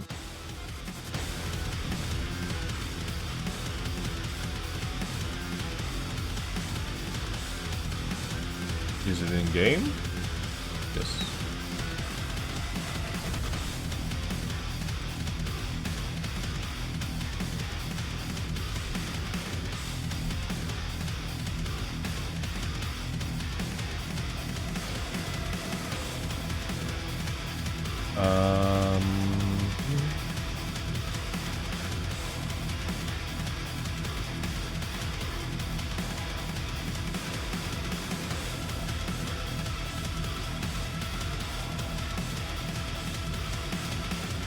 Congratulations to the all of the people who voted Kelts. You won nothing.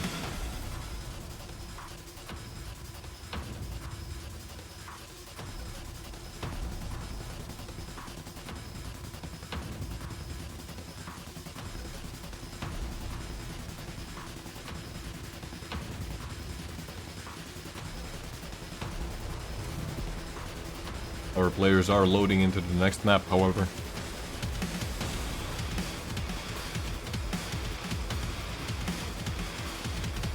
Ginos Stroopwafel says that Kelts will crush stone.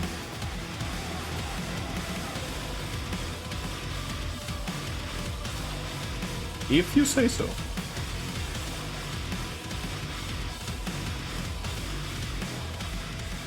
I wouldn't be surprised, however.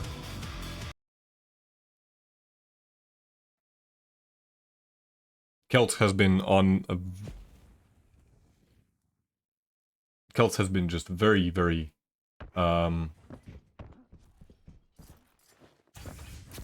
very solid role past few weeks.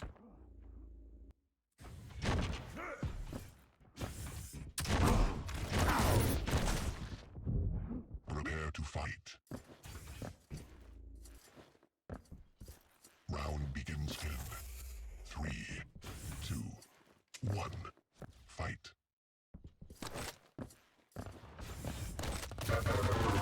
Predictions are up for Veil of Knot.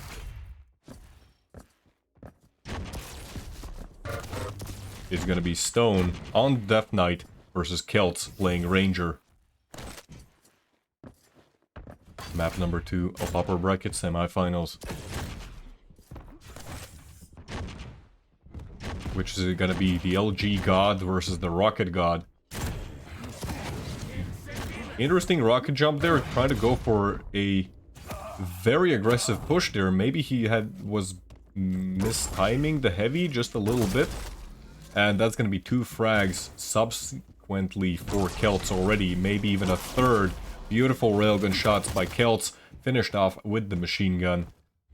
3 frags, and now he is able to safely retreat over. Get the mega, and even the heavy, like Stone, all he's gonna be able to do is just look at it from a far away distance.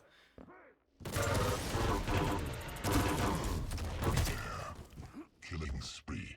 Kelts already 5 frags in. This looks like it might be a repeat of what we saw. Precise. Oh, even that rocket connects. Beautifully done. Stone now raining some Tribolt from above. Kelts still got the... He still got the heavy. Yeah, he still got the heavy. Stone was trying to make a pretty risky play there. Even if he had gone down, but at least stole the heavy, it would have stopped Kelts for a little bit. It would not have allowed him to continue this insane pressure that Kelts is right now able to exert. And Stone is pretty much living off of all of the light pickups. This is pretty much a repeat of what we saw when Rom played Veil. Stone has just 1 mega health and nothing else to his name. Even in this fight, which was not going amazingly well for Kelts, he still comes out on top, gets the mega, and he's gonna be able to even hit that railgun, which he so needed at that point, to equalize the situation.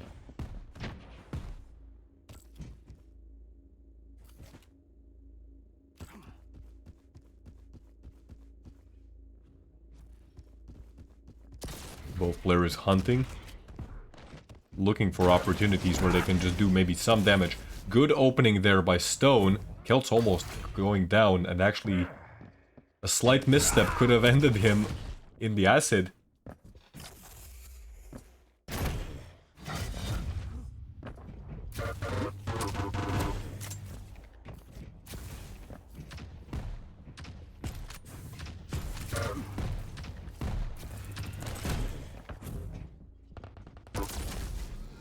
Beautiful shot there by Stone, and finally Kelts, for once, in the entire match, or so far, is on the retreat. He may be on the retreat, but that's not gonna dissuade him from doing some damage. Even as he was very, very close to death, he was still doing damage with the Tribolt. Tries to go for a Hail Mary push there with the orb. The caster is from Latvia. Stopwatch.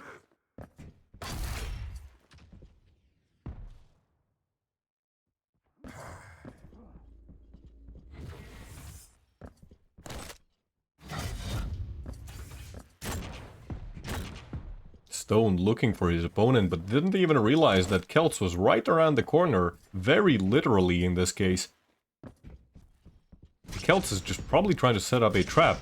Stone, he doesn't want to commit completely to the railgun room. He doesn't have a whole lot of reason to go for it.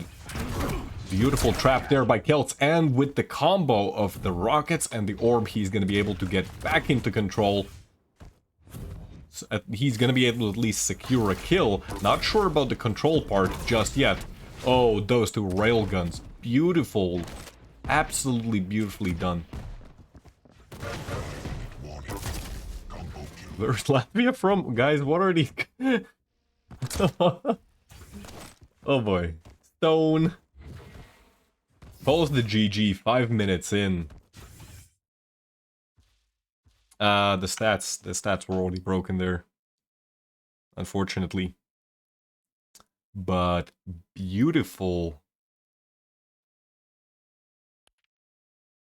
Beautiful plays there by Kelts. Kelts is going to be advancing over to the what's it called? The grand finals already.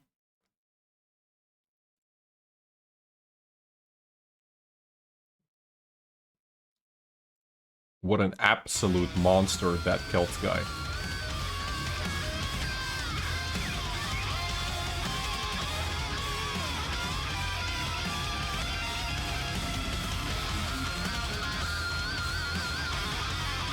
The prediction. I have to close the prediction. Don't forget about it this time.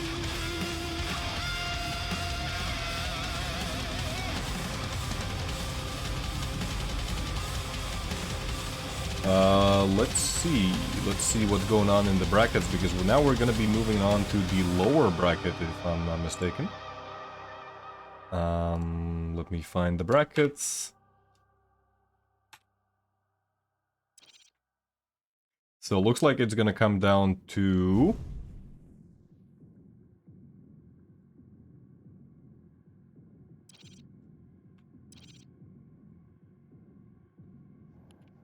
Ryder Q3 versus... Pepco or Purple Fish. Not fully sure yet. Let me open up the brackets so that you all guys can see them.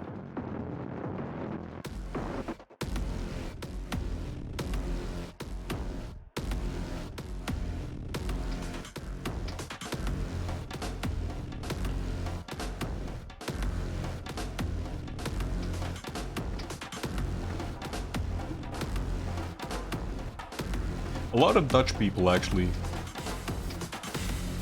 A lot of Dutch people follow Quake, which I find interesting.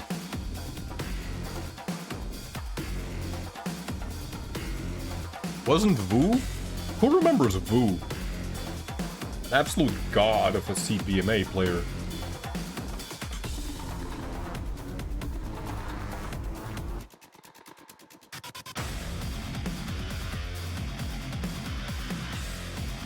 Pretty sure he was also Dutch.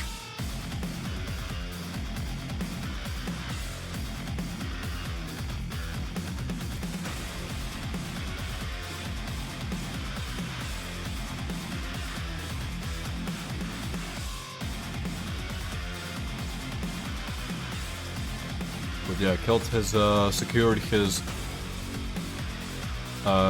spot in the grand finals.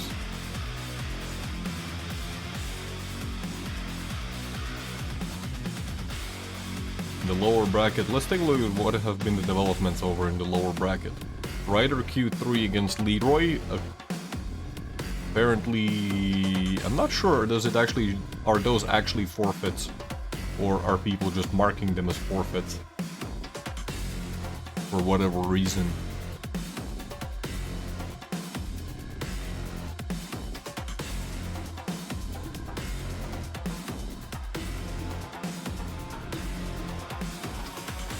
Yeah, Ryder Q3 is gonna be playing against either Pepco or Purple Fish.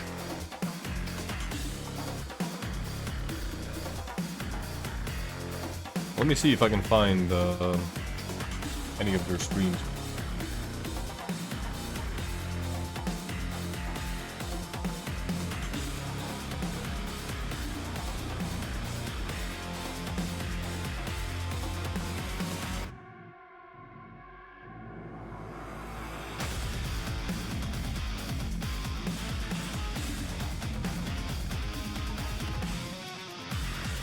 Yeah, Purple Fish and Pepco right now are playing their match, so let's switch over to that right now.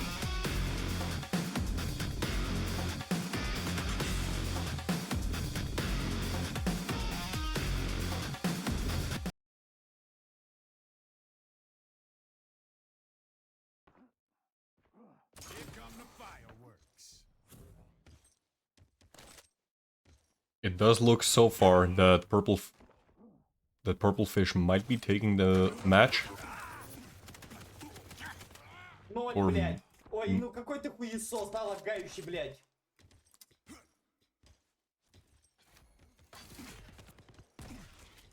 But as I say, the Purple Fish actually goes down twice in a pretty short amount of time, and Pepco still has 2 minutes to even the score. A lot of damage actually coming out from Pepco, and there we go. I am tempted to mute the stream. I don't think this is family friendly. A lot of nailgun damage actually coming out there from Purple Fish. Pepco gets a very good spawn there.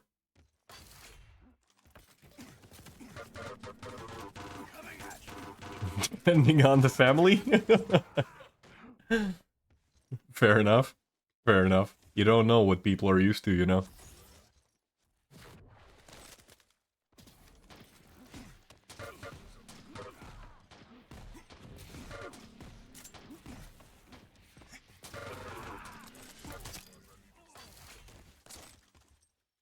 Purplefish just barely able to get that frag. Pepco's Ranger was screaming there for what felt like an absolute minute.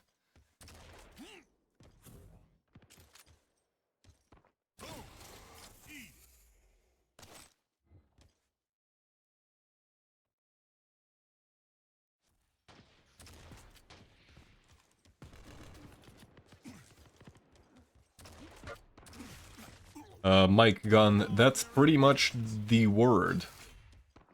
Yeah, there is no direct translation as I understand. It's very rude. I'm trying to keep it family friendly here. But yeah, it doesn't really have a direct translation in English.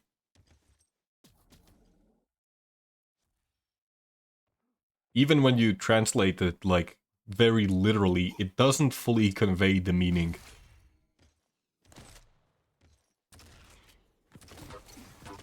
That being said, we are in overtime, and Purplefish in a terrible position and might just go down at any moment, although Pepco himself was also screaming.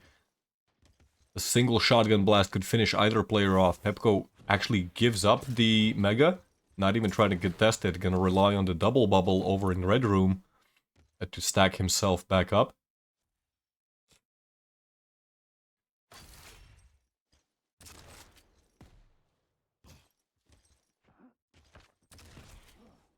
Exactly, Corian, that's what I mean, like there is a translation, but it kinda... It does not convey the meaning at all.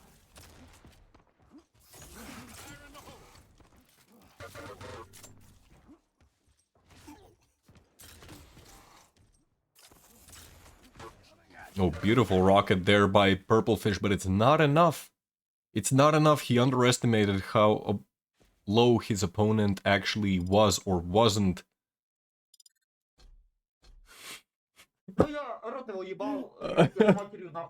Oh my god, Purplefish, I'm sorry. I'm sorry, I'm gonna have to mute you.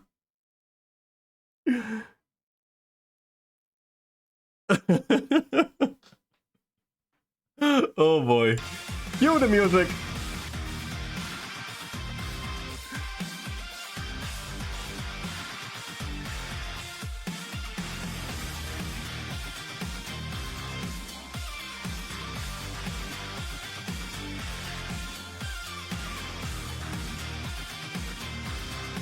So yes, hello there. For those who don't know me, I'm Leadhead. I've co-casted with Rob previously, sometimes.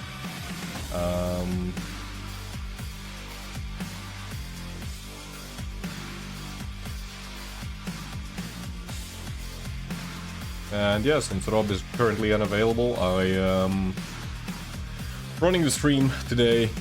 Maybe some other times as well. Not 100% sure yet. Let's see how it goes. Rob is gonna be back at some point,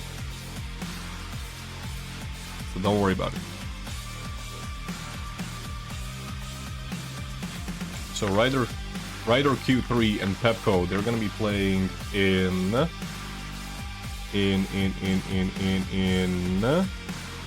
the losers bracket.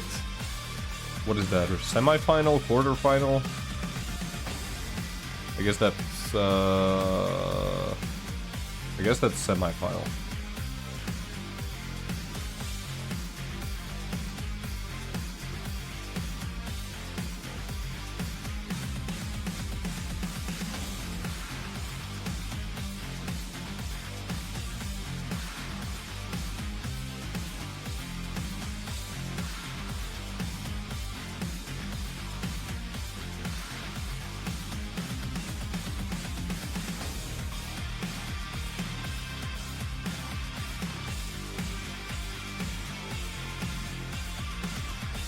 Oh, these guys are super quick on the...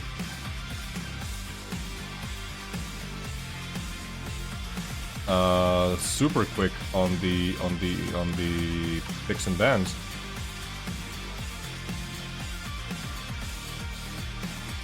But to be fair, they only had one map to select.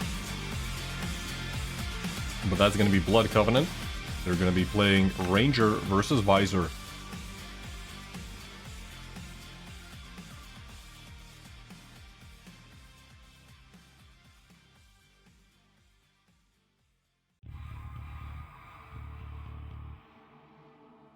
Hello, Hailstorm. You're always suspected I was a cat? I mean... What gave it away? Do tell.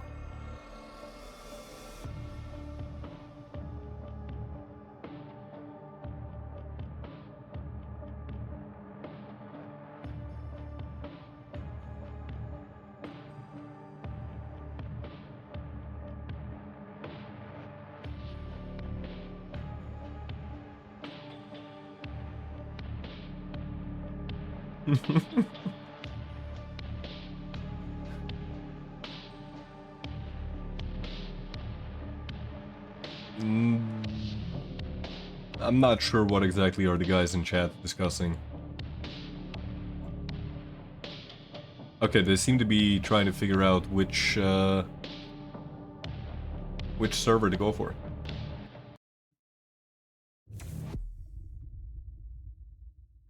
Both players are ready, and we're loading in.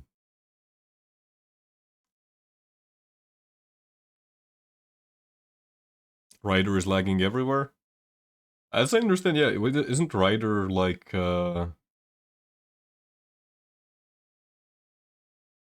he's like from the east part of Russia, isn't he? Or am I mixing him up with someone else?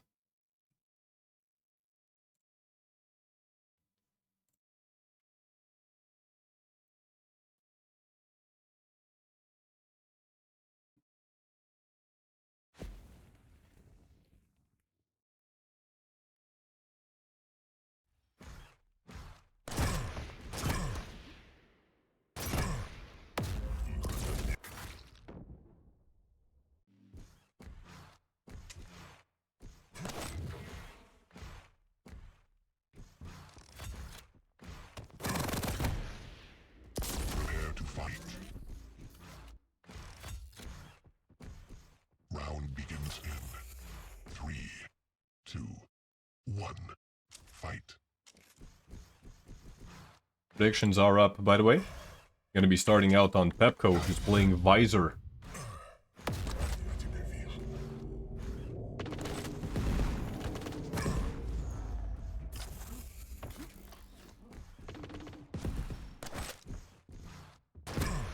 So far, not a whole lot of action going on. Both players just taking their major items, stacking up on the weaponry. On a large map like Blood Covenant, it's not that surprising to see maybe the first minute or so be relatively passive. The first railguns get exchanged. Unfortunately, Pepco is unable to connect with anything. Pepco taking actually just massive amounts of damage. The mega health has been up this entire time, and Pepco is trying to find a way how to get there, but Ryder intercepting him constantly. Pepco has been able to actually restack back up very successfully. What happened? Did Pepco crash?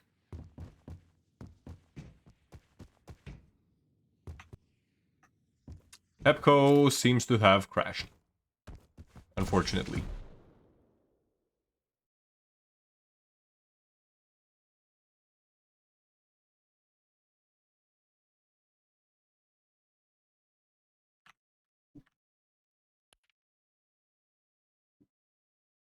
We are sorry for the technical issues.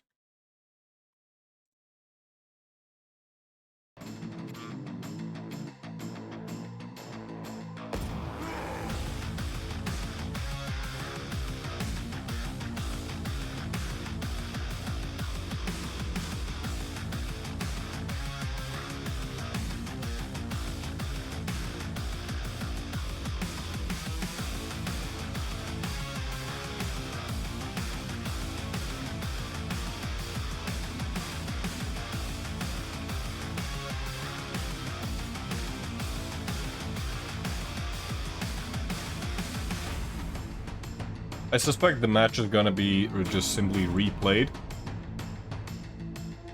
I suspect, maybe.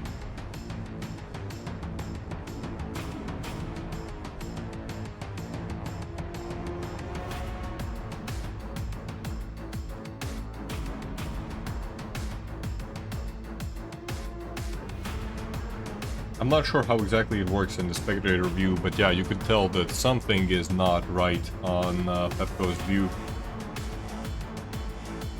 Like,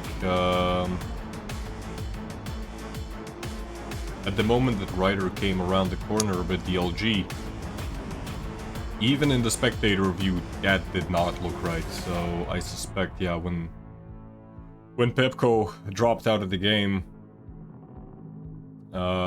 it was something that actually broke.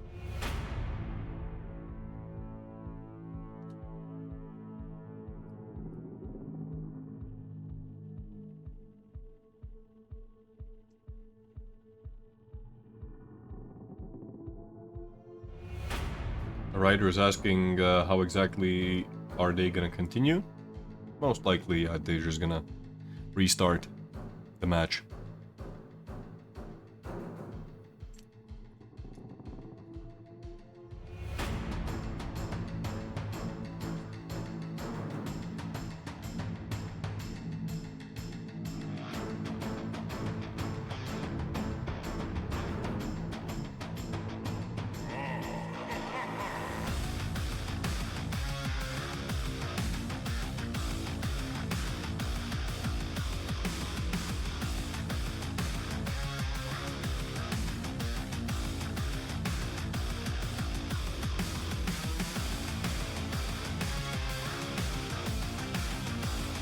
Right now, yeah, just waiting for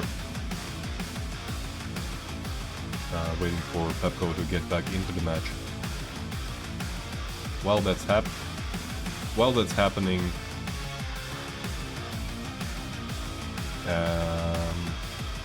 okay, never mind. Pepco's actually back in.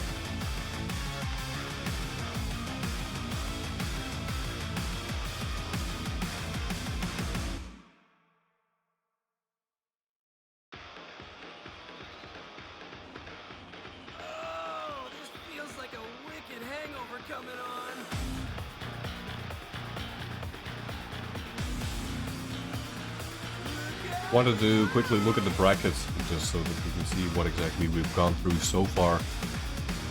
Looks like, yeah, both players, they're ready. Pepco had some technical issues, but we are now ready to continue, which means I have to restart the prediction.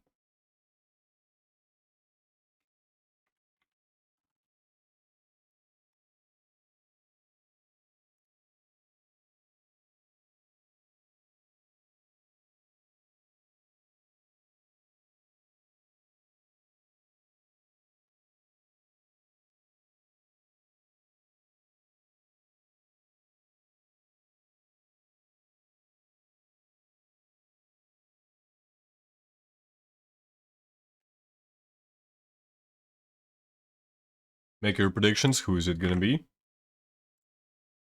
Fight.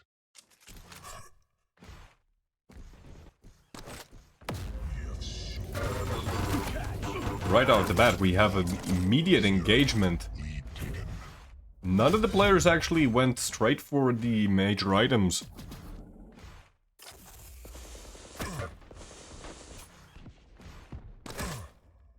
Nice plasma boost there. Just to get across the gap from rail to bridge.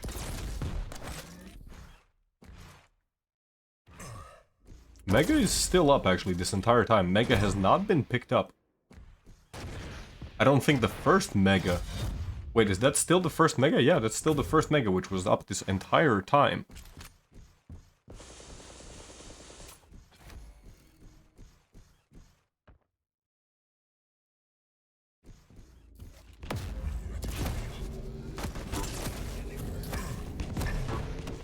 Ooh, lots of damage coming out from Ryder with that orb and rocket combo.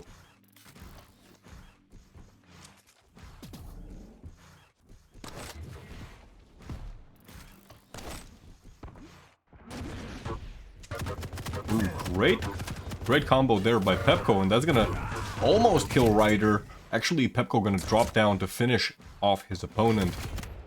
tries to predict the spawn frag, the spawn location there. Prediction rockets there by Ryder, they're not gonna connect. And Ryder now in a horrible position, but his defensive rockets are starting to pick up in power. And 1-3 already. Not even 2 minutes into the game. This is not what we usually see on a map like Blood Covenant. I'm also actually quite surprised to see 2 medium champions. Generally we see at least 1 light champion.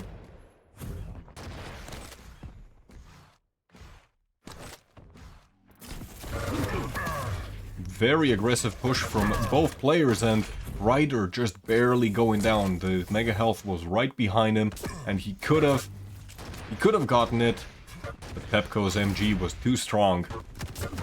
Talking about too strong MG, that bounce into yet more MG. Beautiful stuff there.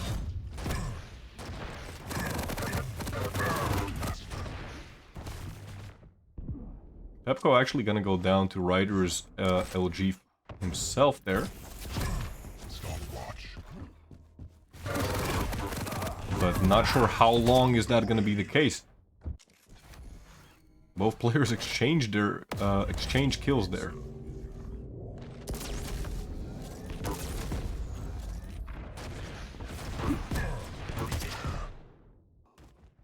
And that's yet another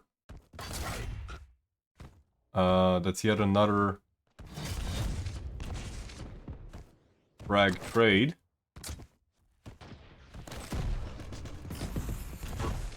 Pepco gets the mega health, however Ryder has a full stack and he got the heavy as well, but again, just the damage output from both of these players so very similar. Just barely. Ryder's rocket finally finds Pepco to finish him off, and as that was happening, the tri-bolt coming around the corner. Ooh, great direct there. Making great use of that vision. Ryder maybe unaware, maybe he didn't even hear that his opponent had used the vision. Surely such a push was suicidal at that point.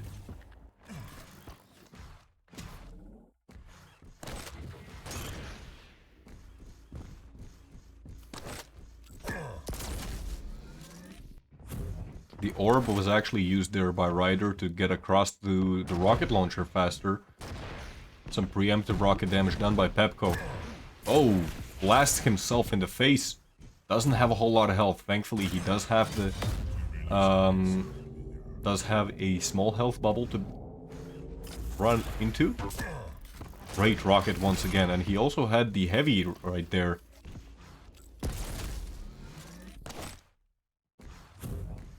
Preemptive railgun shots coming out, but the Ryder's no longer to be seen there. And actually a misread on Ryder's position is going to cost Pepco quite a lot of health. Is it going to be converted into a frag? Pepco is still railable. A rail was shot by Ryder, and another one just barely missing him. Clipping Pepco's toenails. And Pepco actually finds a drive-by railgun shot himself.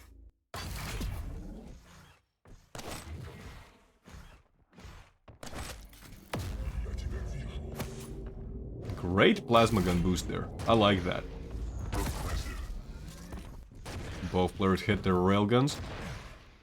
Both players on very equal stack as well. Pepco does get the light armor. And he should have another light armor to retreat to. Oh, great. The rocket didn't do a whole lot of damage, but it's still just amazing that he still hit it.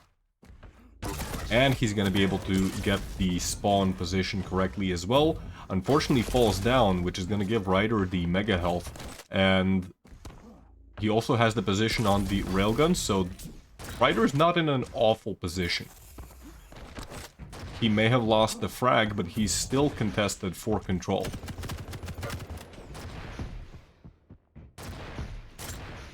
The heavy is up, and Pepco's making a push for it.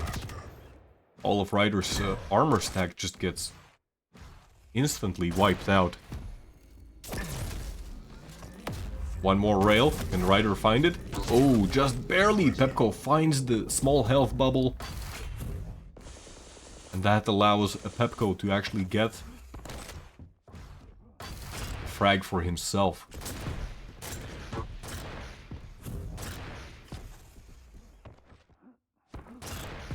Good read there. Oh no, just a little bit too late.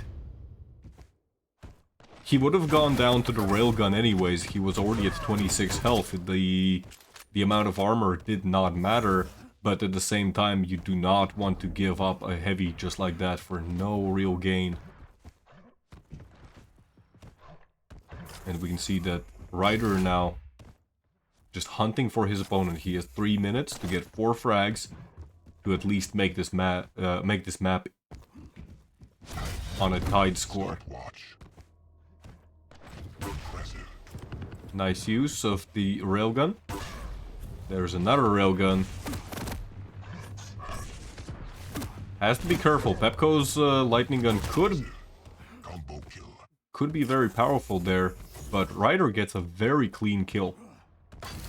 And I really do mean a very clean kill. Now he's gonna be able to get the heavy as well. Actually ends up giving it away.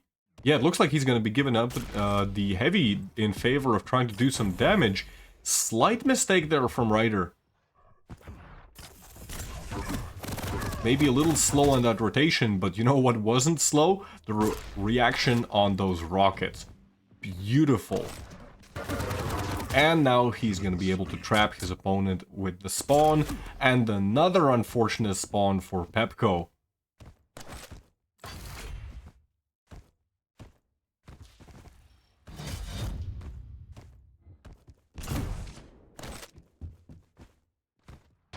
Ryder, yeah, even though, in my opinion, he made a slight mistake there by reacting so slowly to Pepco's rotation, he has made it work. He's got 3 frags in the span of less than a minute. Now he needs to find just one more to make this a tied match. Stopwatch. 1 minute warning.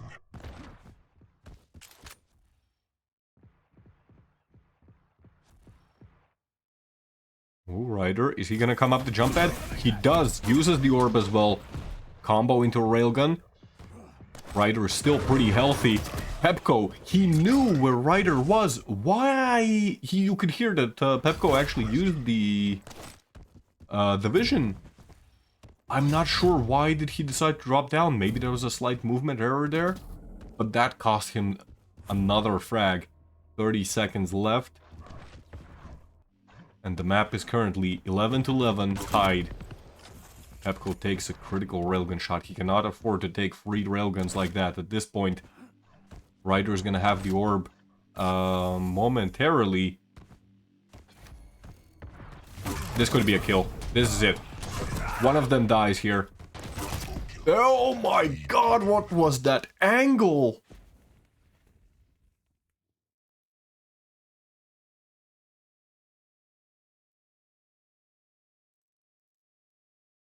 I was convinced that maybe there is a chance that, you know, one of the players, they're gonna retreat. They're not gonna try their luck. And then Ryder hits that disgusting, absolutely disgusting railgun shot.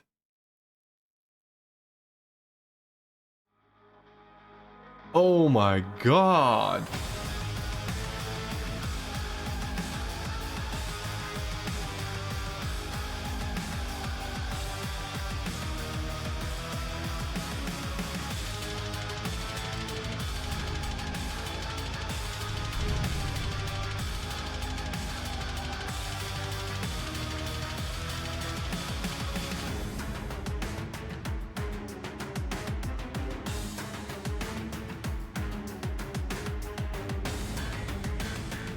Congratulations to Ryder.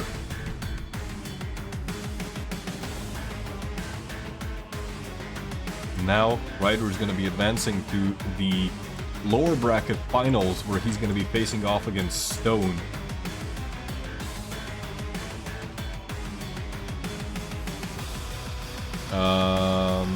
Looks like we have a pick and ban. Pick and ban thing.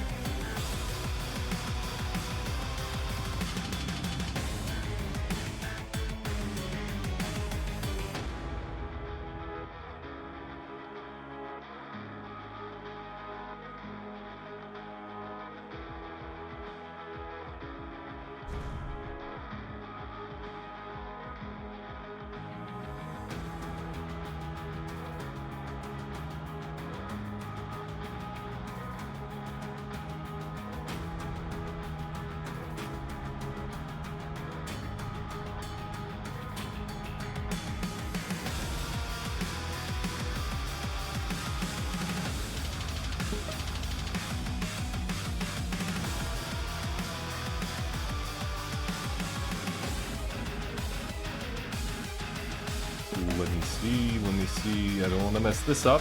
There we go. Those are the picks and bans right now happening.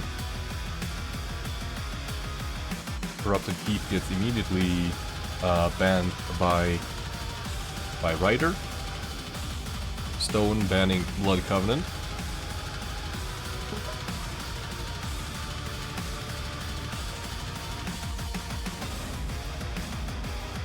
Spins wins to answer your question, which maps I would like to see in Quake Champions from Quake 4. I think that's actually a pretty tough question, because I don't think a lot of those maps translate perfectly well into Quake Champions.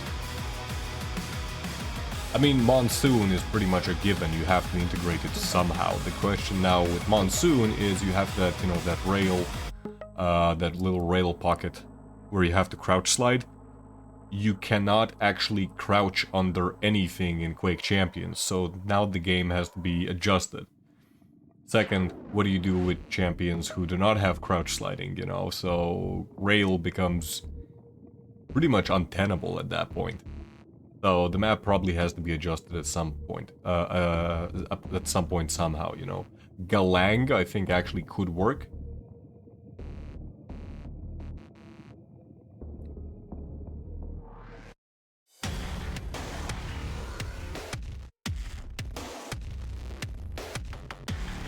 There were a couple CTF maps that I maybe would like to see adapted for Sacrifice, but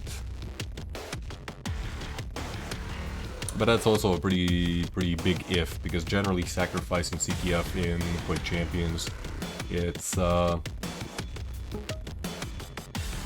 got that asymmetry going on with the maps. You have one base and another base, and in CTF you switch it around at halftime. But I don't remember, unfortunately, the names for Quake 4 CTF maps, because it's been years since I last played Quake 4 CTF.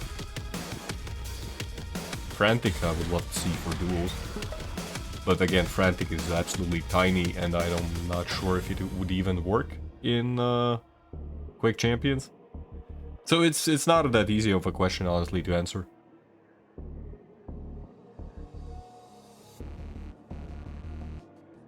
Placebo might work. Placebo might actually work, because the map is approximately the size of, like, Deep Embrace.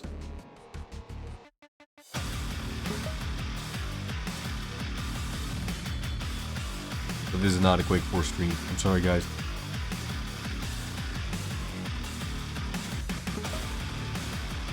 I actually would love to stream some Quake 4. I'm awful at the game. I was never good at the game, but I just love it.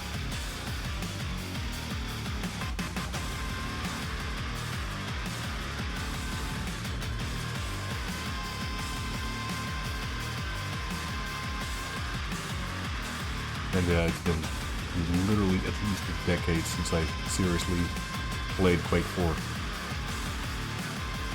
Well, quote-unquote seriously,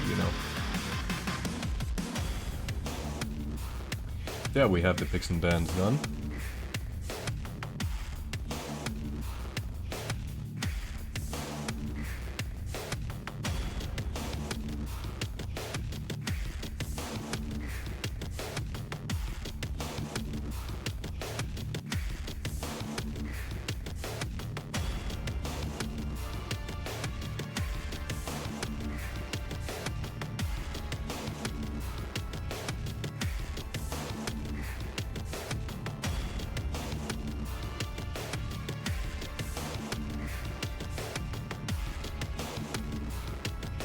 Stone apparently needs just a minute or two to get ready.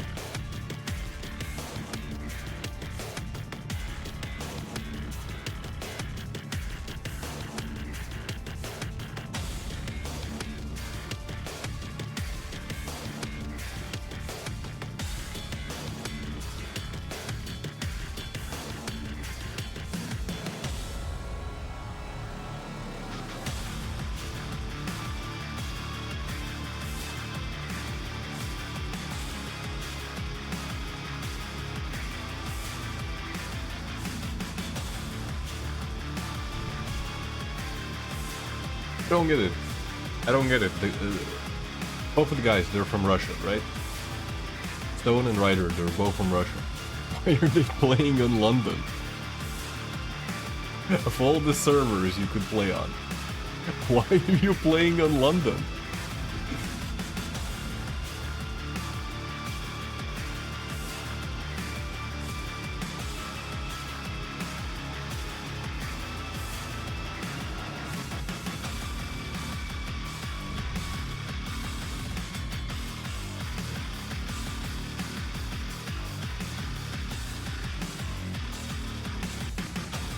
Maybe the routing? Maybe. Yeah, I guess that's possible.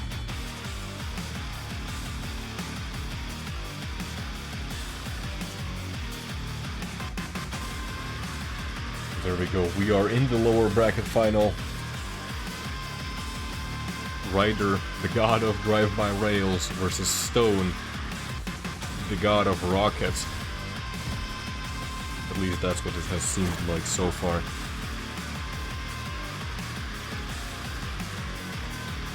Because of ping, I understand it's because of ping, but like, is the goal to have a higher ping? I thought people generally want to have a lower one.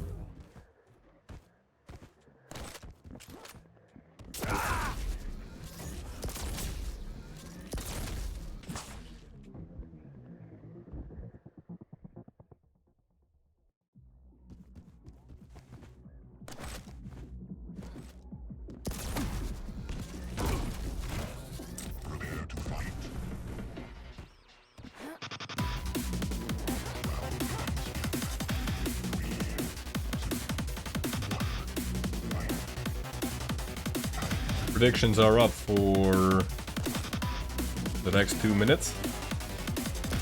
You have your opportunity to pick your favorite. Stone playing Ranger versus Ryder playing Nyx. Oh, shaky LG coming out from Stone, and that's gonna be the first frag and also the second frag for Ryder pretty much immediately. Stone trying to get a refrag right there, but just does not work out. Ryder in huge trouble after that orb. There we go. That's gonna be 2-1.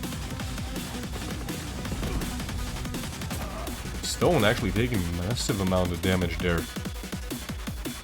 Oh my god, the music's still on? I'm sorry, guys. Why is the music still on? Not supposed to be on.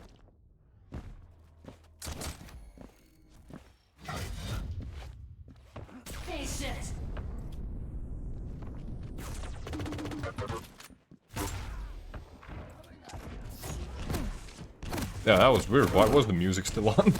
But anyways, both players... Actually, Stone trying to go for the spawn frag there, but just gets annihilated by Ryder's not even a HMG, the starting machine gun. Stopwatch.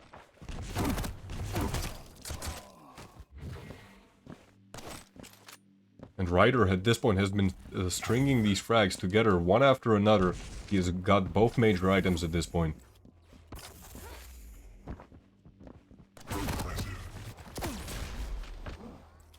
Stone takes yet another railgun shot. Oh, almost gets decapitated.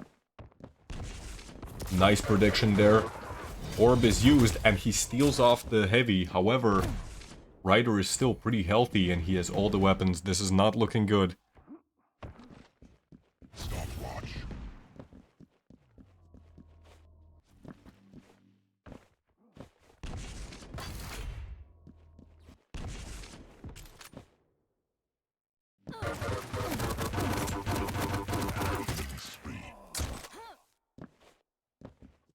That's yet another LG duel where Ryder is able to utilize his smaller hitbox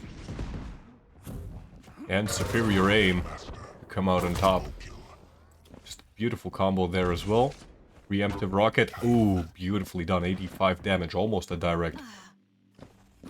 Stone is actually almost railable there. Just beautiful execution coming out from Ryder. Shows up to the heavy. His opponent's nowhere to be seen. And there he pays the price for his inattentiveness. Taking a rail shot to the back. Stone. Still pushing. Unrelenting. But he's missing these railguns, unfortunately. Stone sitting at 27% rail right now.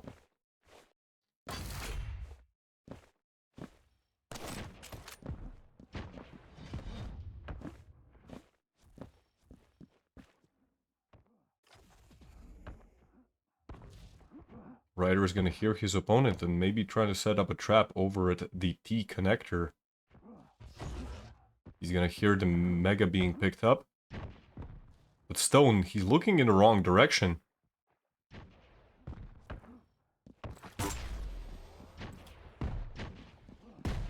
Stone is gonna find out that he's looking in the wrong direction. As he gets stung in the back. Again, just a beautiful lineup there by Ryder. And Stone is unable to do anything really. All he's trying to make these pushes. He's trying to just force the fights. But Ryder's not falling for it. Ryder's playing it very methodically. 11-2. We already have people in chat calling this a GG. And you know what? Against Nyx. Yeah, I think this might actually be it. If Stone can get every single fight like this. Oh, I like what Stone did there. He was looking at the body of Nyx to find out if his opponent had already respawned. When he suddenly realized that the body had not despawned, he actually retreated so he can force the spawn.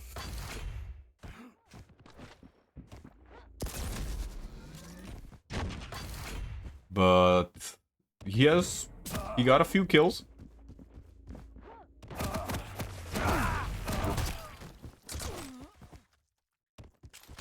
He got a few kills thus far, but he could go down at any moment, and that's gonna be a huge blow. Ryder is railable. Still going for it. Stone just... oof. His LG has seen better days. Like, Stone is very well known for his rockets, but still... he is actually pulling this back, which is rather surprising, and Ryder... maybe got a... he maybe got a confidence boost from earlier on in the map. But he needs to go back to how he was playing previously. There we go. Rockets like these are more what he needs. Stopwatch. Stream lag. Hold up.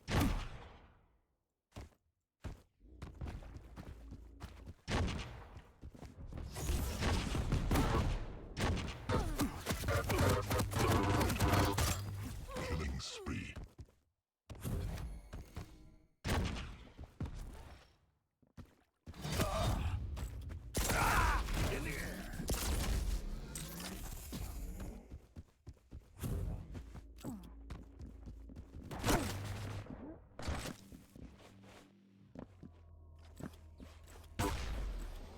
Impressive. Headshot.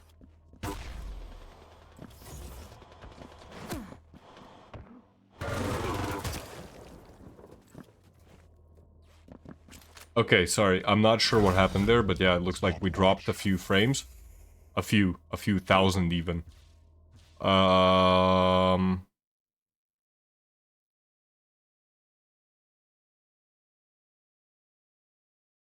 Yeah, that was weird. I'm not sure what exactly happened there, but we did have dropped frames there.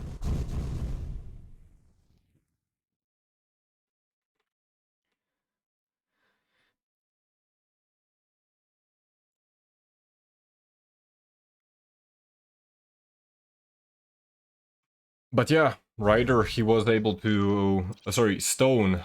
Stone, he was able to get a few kills in rapid succession there, but as soon as Ryder got just one more frag, that's it. It all went back downhill for Stone. So map number 1 goes to... map number 1 goes to Ryder. And they're pretty much immediately going straight into map number 2, which is going to be Vale of Knoth. Ryder Q3 on Death Knight versus Stone's Keel. As we've seen previously, Keel is... Keel in hands of Stone can be an absolute menace.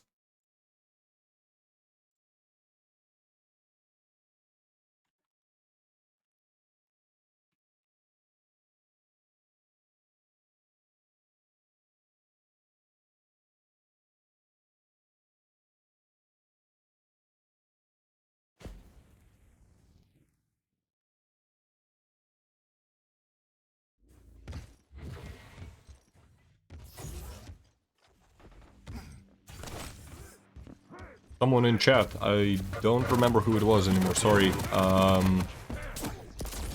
actually alluded to the fact that, yeah, Ryder has not been in like top 4 of Estoty Cups for quite some time. 2, 1, fight. Whereas Stone has been consistently floating around like the top 4.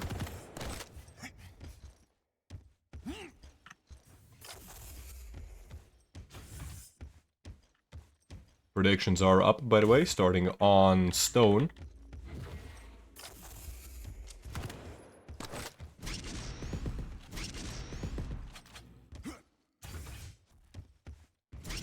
Stone doesn't seem to be aware of where exactly his opponent is. Gonna go through the teleporter and find out with a blast of flames and explosions in his face. Stone even takes a direct rocket there, but that's not gonna stop him. Tries to go for the spawn rail there as well.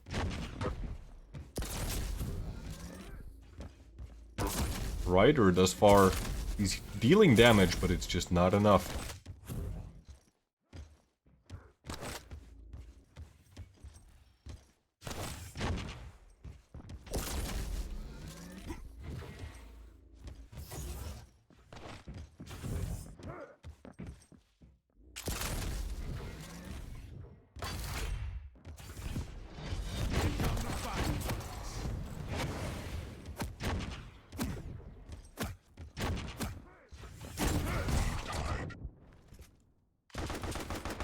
One to one.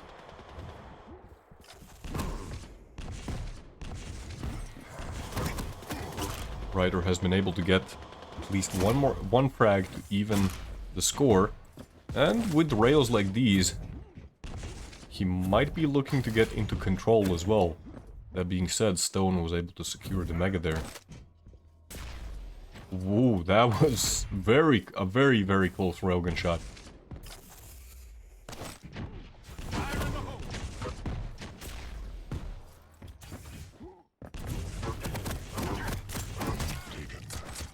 And there we go, Ryder traps his opponent as he's coming around the corner.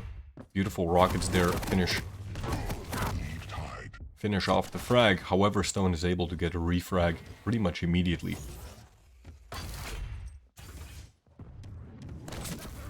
Why 1-0? Because Ryder won. Ryder won Ruins. Damn, miss up.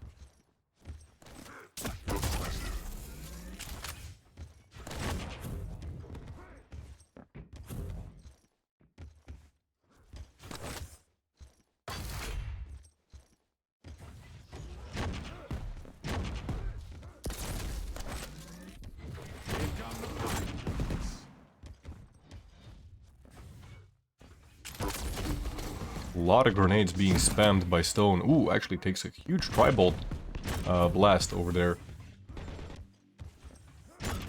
Ooh, I'm not sure if you saw that, but Ryder, he actually used the plasma climb there. Not sure if Stone was ready for that, but he ran basically face first into Ryder.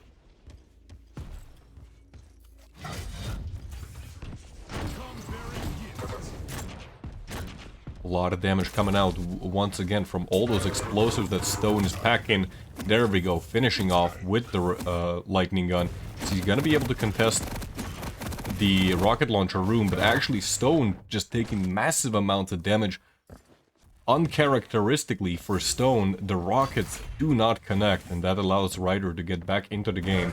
He is able to get the Mega, does a lot of damage off the first engagement they have. Oh, but sloppy, just a little bit sloppy aim there proved to be the demise of both players, as their bodies become pretty much indiscernible in a pile of guts. Stone now pretty low on health. Beautiful rocket there. Beautifully done by Stone. Stopping Ryder at the very last moment. Oh, but Ryder not gonna go through the teleporter. Wonder if actually had he gone through the teleporter, would he be able to punish Stone? Guess we'll never find out. However, Stone now with a 4 frag lead.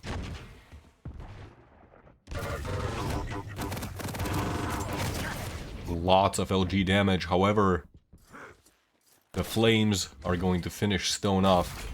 Ryder maybe did get the kill and reset the situation, but he still has a lot of catching up to do. And Ryder actually lost the heavy there.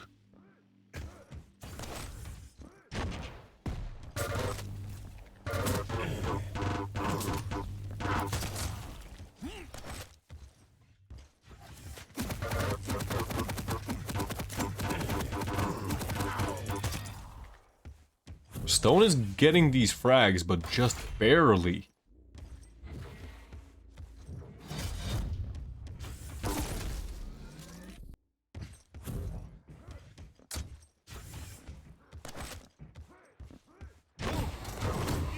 Oh, once again, just like... Yeah, his LG maybe wasn't the best, but that's not what Stone is known for.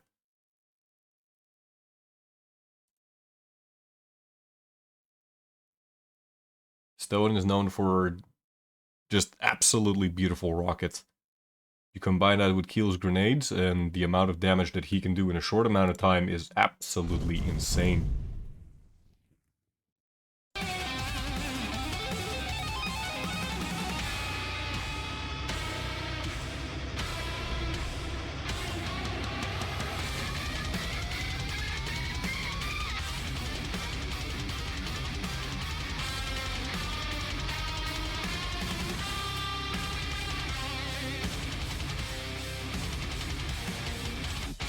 Map number 2 goes to Stone.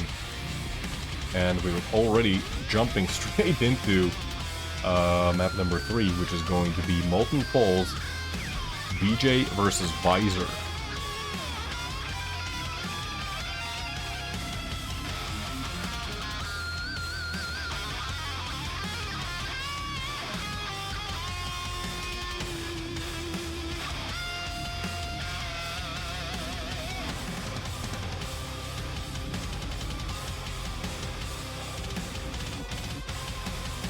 Yeah, I'll also agree in the sense that the Death Knight pick, not sure what was that about.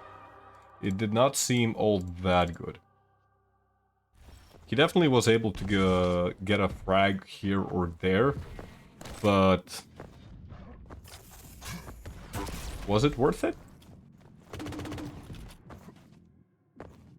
Then again, what champions did he have left? Aizen was banned, if I'm not mistaken. Round begins in 3, 2, 1, fight. Sorry for the music. Messed up again.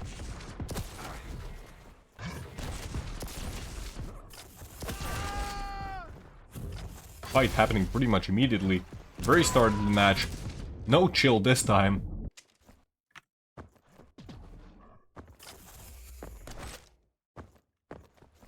I disabled music. Yes, I did.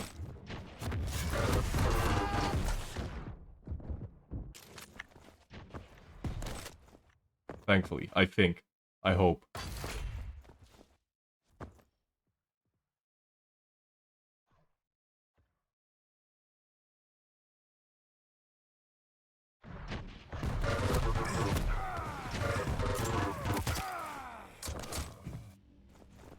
Just barely making that kill over there. Stone is still at a 1 frag advantage though.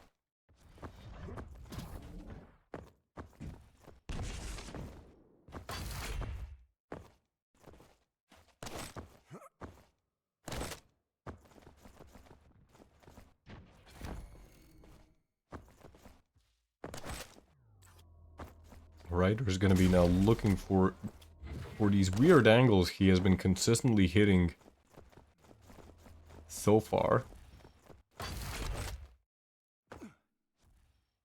Stone does have the advantage in my opinion in this matchup because if Stone can achieve not even a huge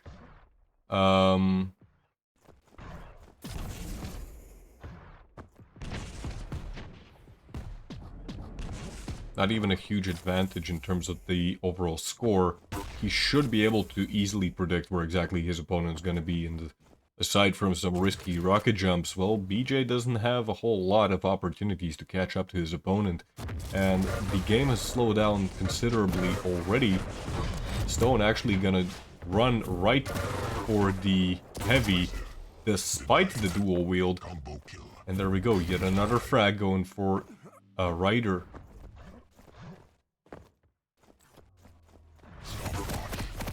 Aggressive push by Stone, maybe a little reckless.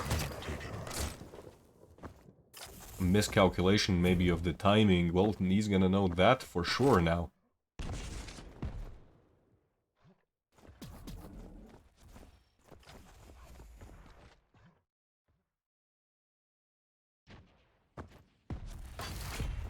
Ryder can hear the rockets exploding behind walls. That's gonna give him an approximate idea of where exactly Stone's gonna be. Stone already setting up for the Mega. That's actually gonna leave Ryder in a pretty tough spot.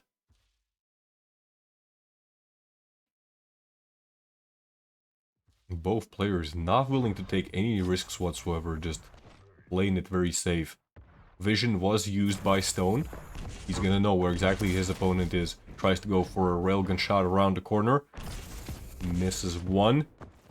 Stone's not giving up on the chase just yet. Ryder tries to go for his own cheeky railgun shot there.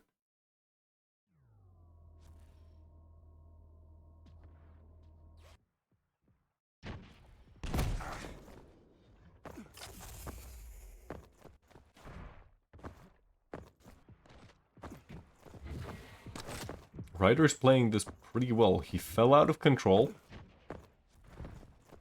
but he has no other opportunity other than to try and get some damage wherever he can. Maybe a rocket there, maybe a rocket here, a couple of railgun shots from unexpected angles, and just hoover up those light armors. He is already in the lead. By 1 frag only, but sometimes on Molten Falls, that's all you need.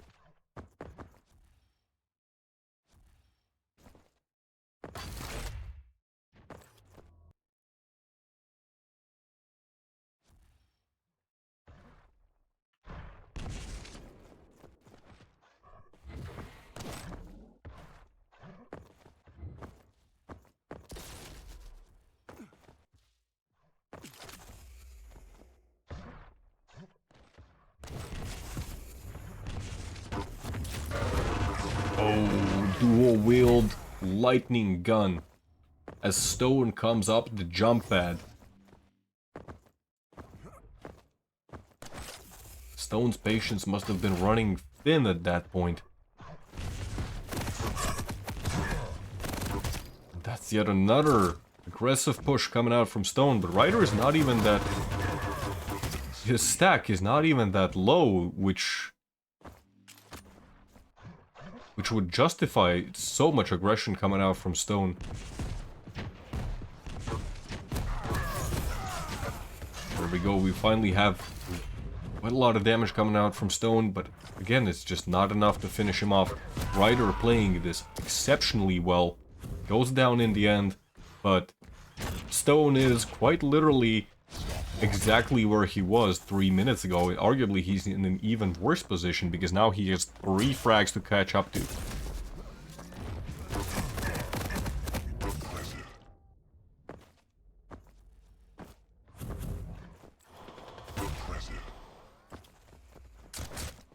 The mega health does get stolen.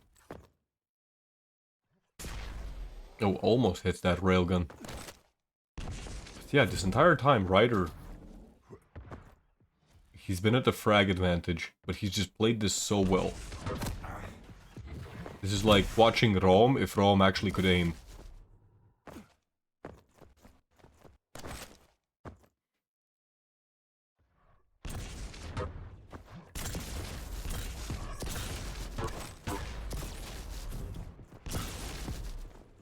Just a lot of damage coming out from Ryder, and Stone cannot... He did nothing in that entire engagement, and actually Stone is forced to retreat. He's actually forced to retreat and go for the mega health. Stone's armor stack once again just completely nullified. A single railgun shot could finish Stone off, and that could be 7th frag for Ryder. Ooh, Stone. What is that? 1 health, 2 health? There we go.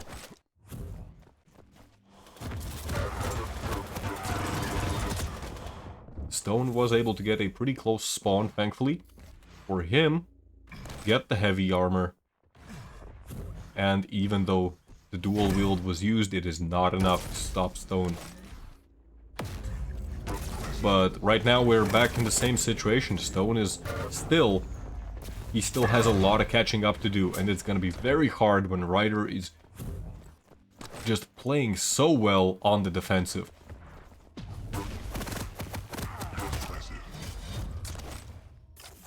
Stone's lightning gun just once again failing him. And Ryder's railgun... Has Ryder's railgun always been this good? 65%, it's not that much actually. It's not inhuman levels.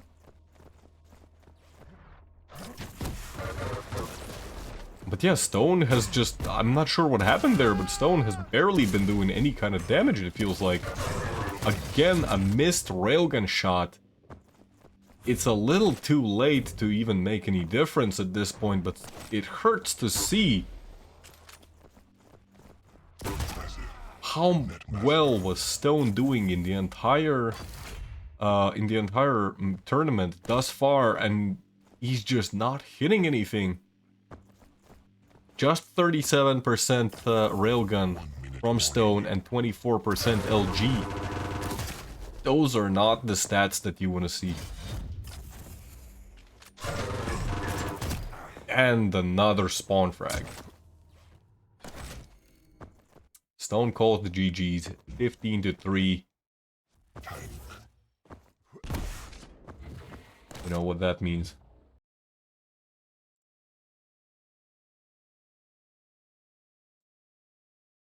That means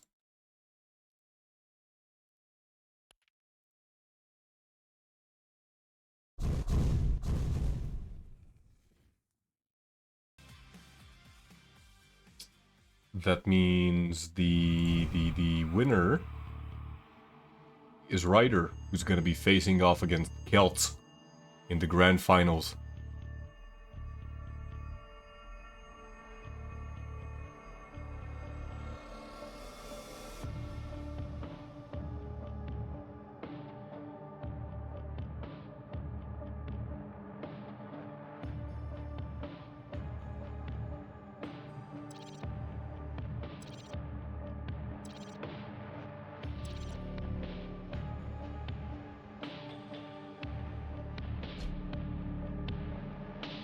A little disappointing in the end of Stone's run there, to be honest. He was doing really well there.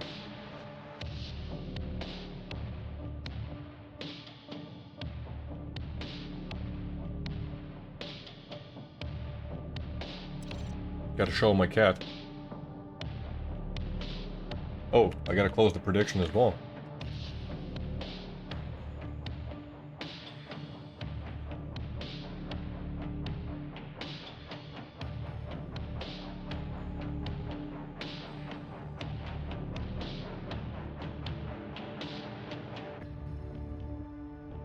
Yes, exactly. Sunny cat. Let's see, do we have a pick and ban link? Yes, we do.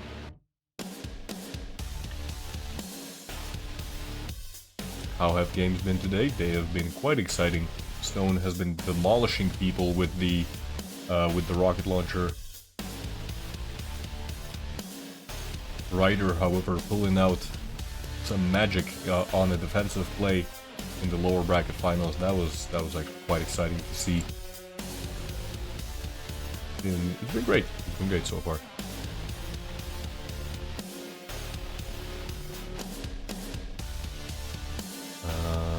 Let me see.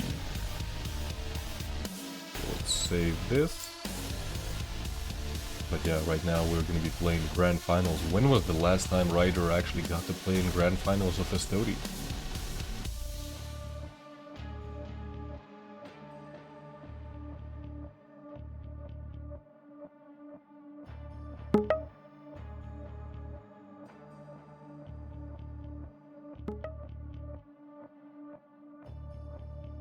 We do have the picks and bans happening right now.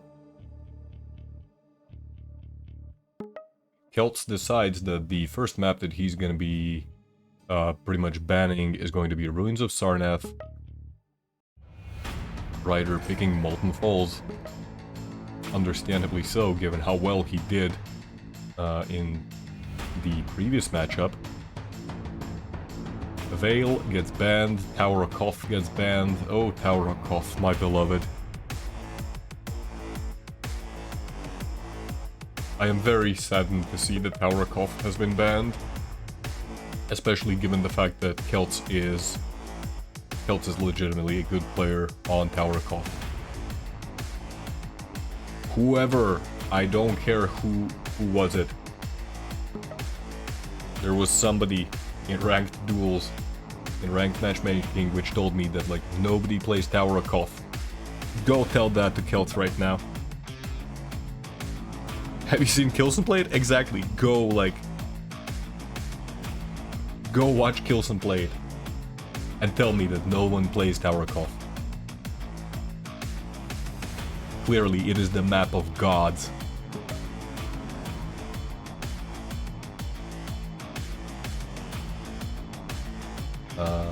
This screen is becoming a little bit too small for all the picks and bans that are happening right now. But yeah, on Molten Falls, we're gonna see Kelts banning Clutch.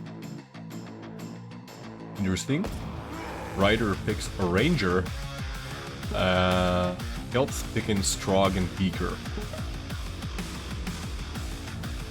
Kelts Strog is always fun to watch. Corrupted Keep. It's gonna be DJ versus Death Knight. Ooh, that's an old school matchup that's been going on for years. I love to see that. Avoken, Doom versus Visor. Heal was banned by Kelts.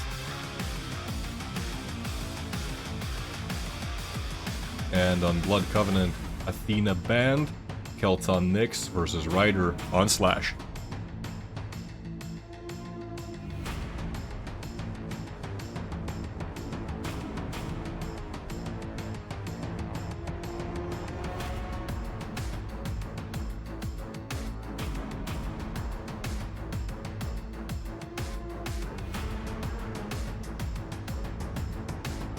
Yeah, looks like both players are ready.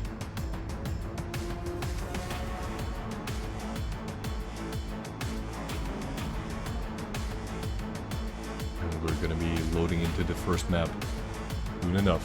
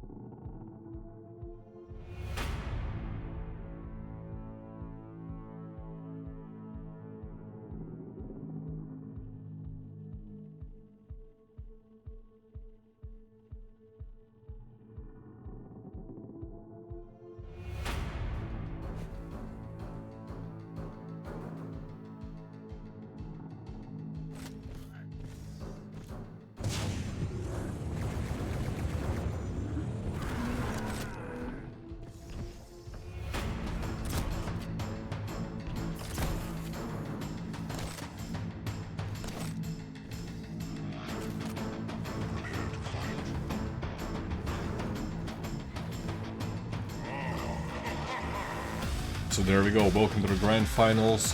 Kelts on Strog and Peaker versus Ryder on Ranger. Predictions are up for the first map, which is Molten Falls, picked by Ryder.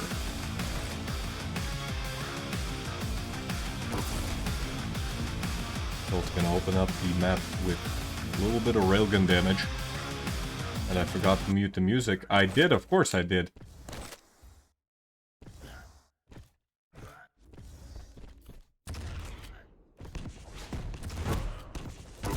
Ooh, but lots of damage coming out from Kelts. Peaker unfortunately unable to finish the job, but Ryder decides why make his opponent work so hard. Decides to make it easier for him. And there we go, finally the real first blood drawn by Kelts. 50 seconds into the match. Pinned against the wall using the lightning gun. Ryder actually gonna be able to just bully his way onto the heavy. He didn't even have the orb there, however Kelts was, I guess he was a little bit hurt from the previous engagement, but I didn't feel like it was that significant. Ryder just kind of melted Kelts there.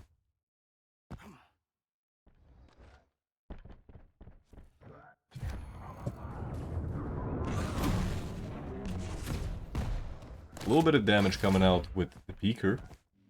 Kelts is going to be contesting the heavy from the high ground.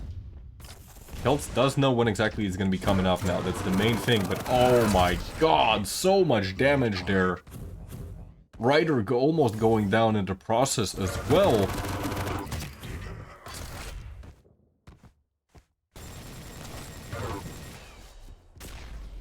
And in the span of like, what was that, 10 seconds? Ryder suddenly is 2 to 1.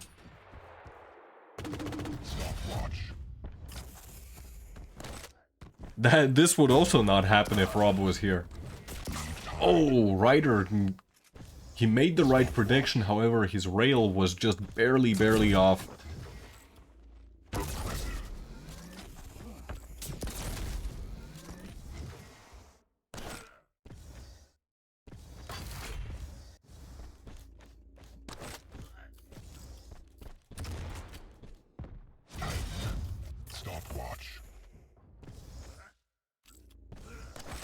Now Ryder probably once again looking to slow the game down. Kelts is pretty much firmly in control. He got both major items so far. There is a 10-second split. Great prediction there by Kelts. Even the use of the Peaker is going to allow him to get free damage there. And that's converted into the third frag for the Swedish player. Yet another heavy armor going over to Kelts. A significant amount of damage actually coming out from Ryder, but it's not enough given Kelts' stack at that point. Oh, even the Tri-Bolt, 70 damage. It's gonna allow Kelts to be a little bit more aggressive. However, the railgun from Ryder slowly equalizing the situation. Kelts is still railable, has to be careful. Almost gets decapitated there.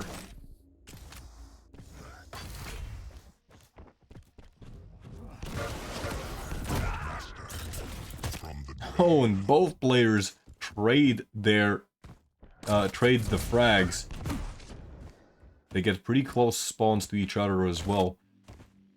Arguably, Kelts comes out on top of this because he was able to get a rocket launcher and the railgun.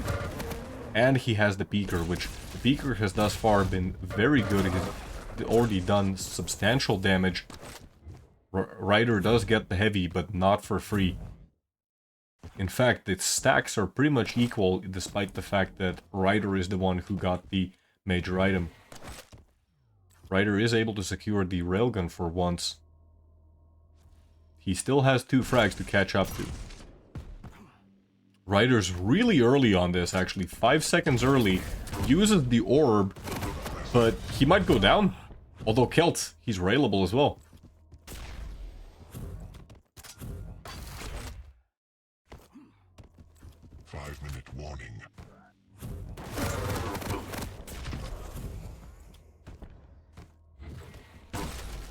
Ooh.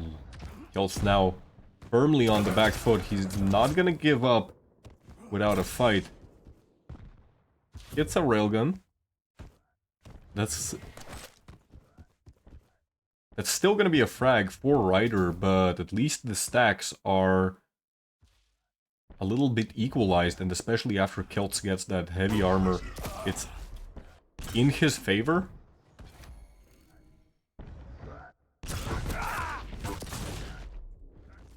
Railguns coming out left and right, but Kelts finally able to secure yet another frag there.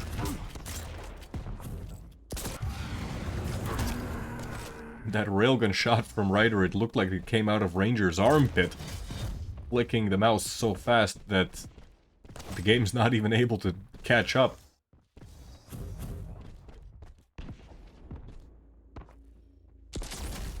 But just mere flicks is not enough to save the situation. Kelts is still 3 frags in the lead, 6 minutes into the match. Good defensive rockets opening up for Kelts. That finishes off.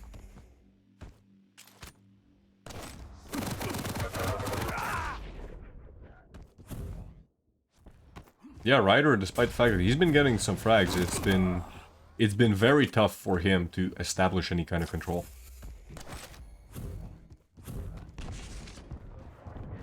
Not a single major item has been easy to get or uncontested.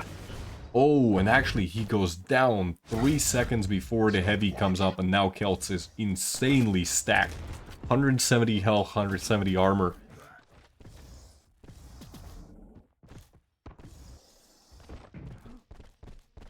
Stopwatch.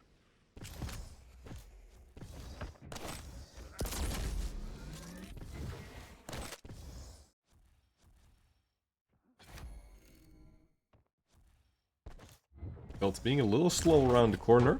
Just hearing where exactly his opponent might be. Ryder trying to go for a Hail Mary push. Gonna get shut down. Time is no longer on Ryder's side, and he has to start making these kind of risky plays, and that's not a position he wants to be in. Thankfully, because of the reduced self-damage from Ranger and the orb, it's a little more practical to do such kind of reckless plays, but it doesn't change the fact that you are putting yourself out of position, and you're relying on the fact that your opponent is not going to be able to react on time, which Kelts is not the one who's slow on reactions.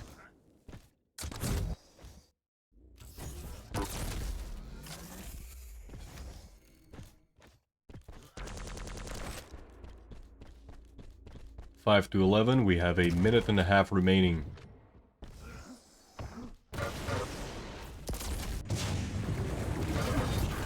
Orb comes out, so does the Peeker. Kelts still railable, but Ryder just keeps taking on more and more damage. He doesn't even... Kelts doesn't even get the frag. But Ryder still calls the GG. Well played by Kelts.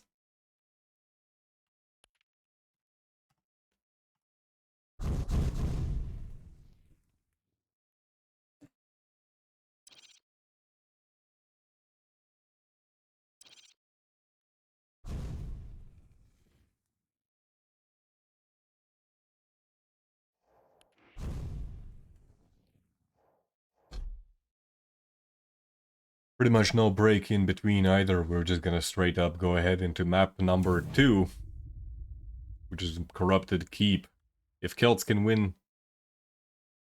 wait, is it?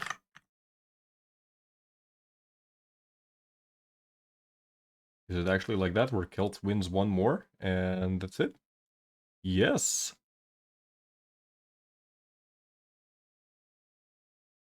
No, yes.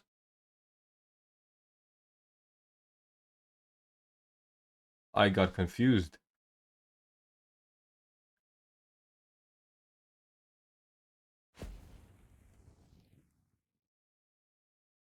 Kelts hasn't won just yet. Is basically my point.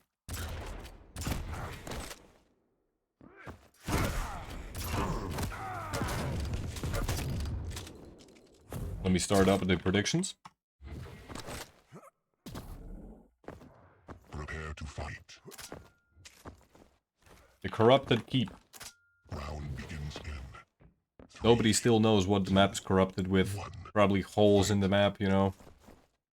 Call back to that one time Razy just accidentally fell through the map. Gonna be starting out on Ryder. Get the heavy armor spawn. He doesn't actually have any weapon to his name at the moment, and Kelts used the dual wield. This matchup, BJ versus Death Knight, it's old school as all hell.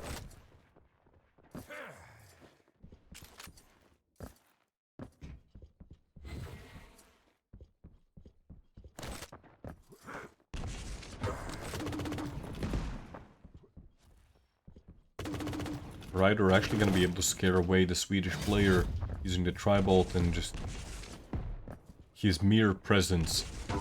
Ooh, great rocket prediction there. Kelts, I don't think he can take this fight anymore. Ryder going for a very aggressive push there, but... Ooh! Perfect timing there on the mega health, and we might have a frag happening off the spawn as well.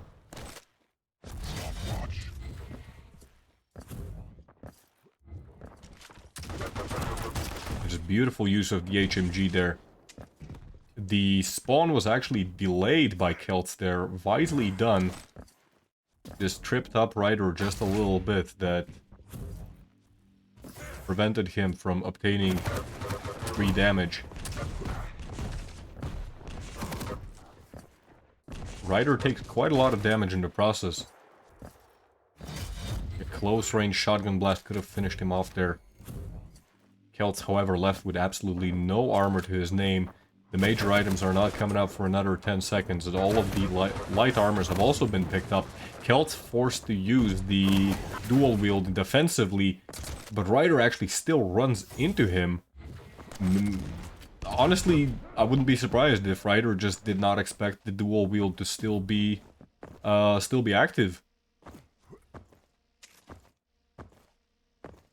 Well, Kelts was able to restore his control on the map, and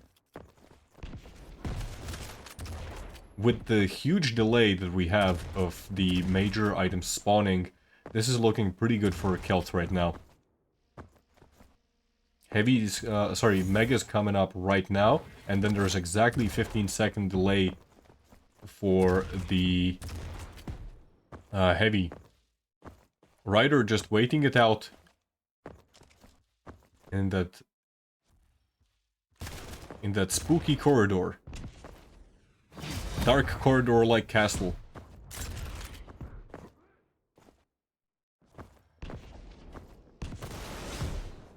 Kelts, however, he seems to be unable to approach his opponent.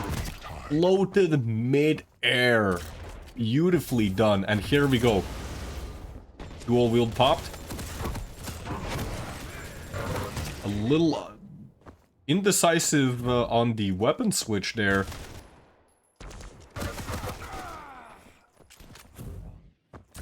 But this is where the huge split of the items comes into play.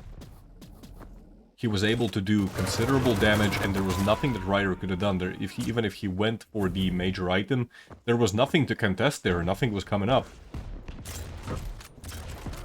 Kelts now gonna be forced off of the Mega, however.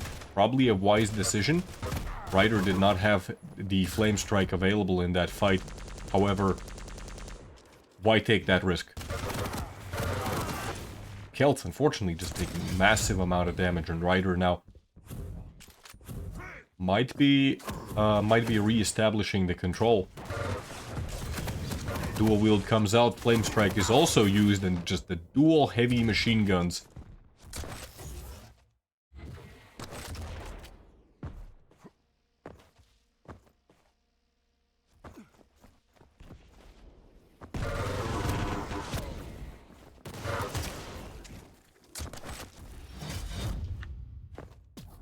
Wait, did I select best of 7? That's why I thought it's wrong. It's not best of 7, is it?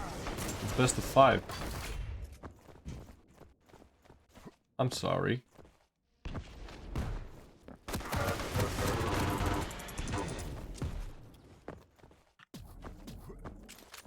Thank you, Corian, for pointing that out.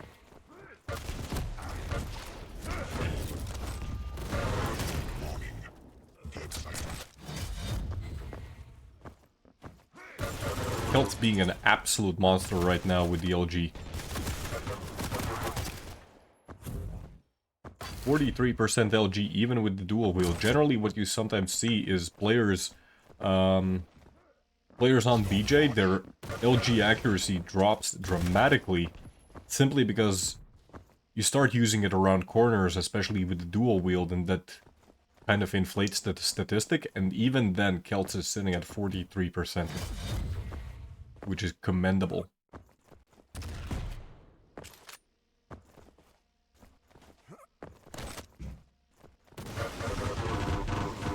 Ryder trying his best to do something there. Not exactly sure what, to be honest. He had, what? I think just the rocket launcher. Ryder just gonna call the GG. 6 minutes into the match. Well played by Kelts.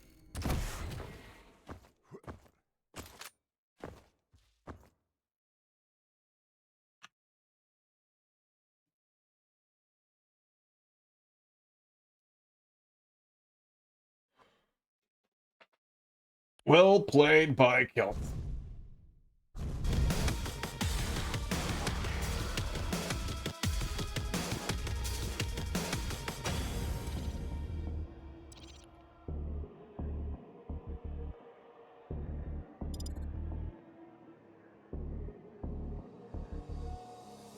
Kelts already left. I can't even congratulate him. Yeah. But there we go.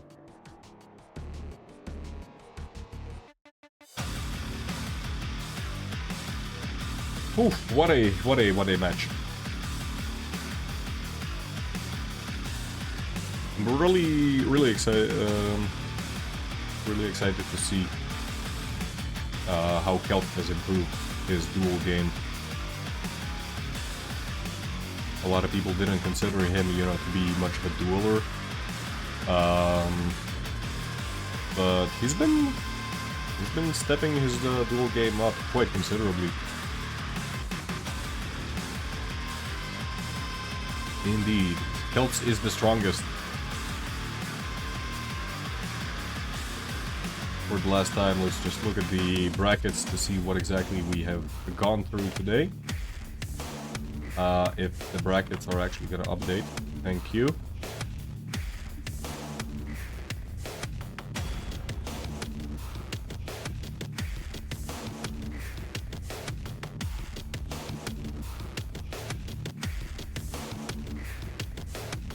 There we go. Kelts didn't actually drop a single map this entire tournament. Well played by him.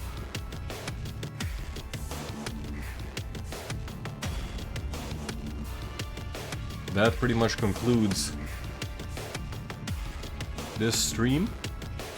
Yeah, it has been recorded. Sorry for some of the technical issues I've had.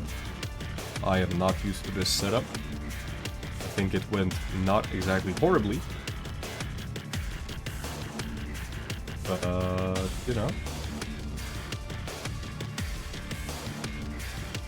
it was fun.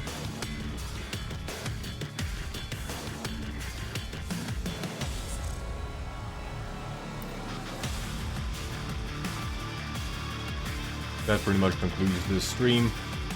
Thanks to everyone who was watching.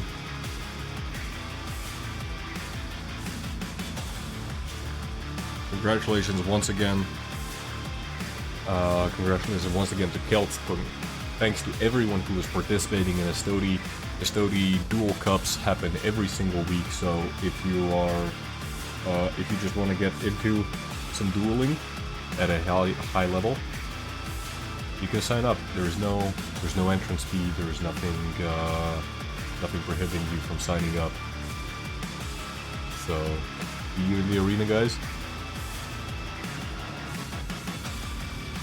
Maybe you'll even win a little bit of prize money in the process.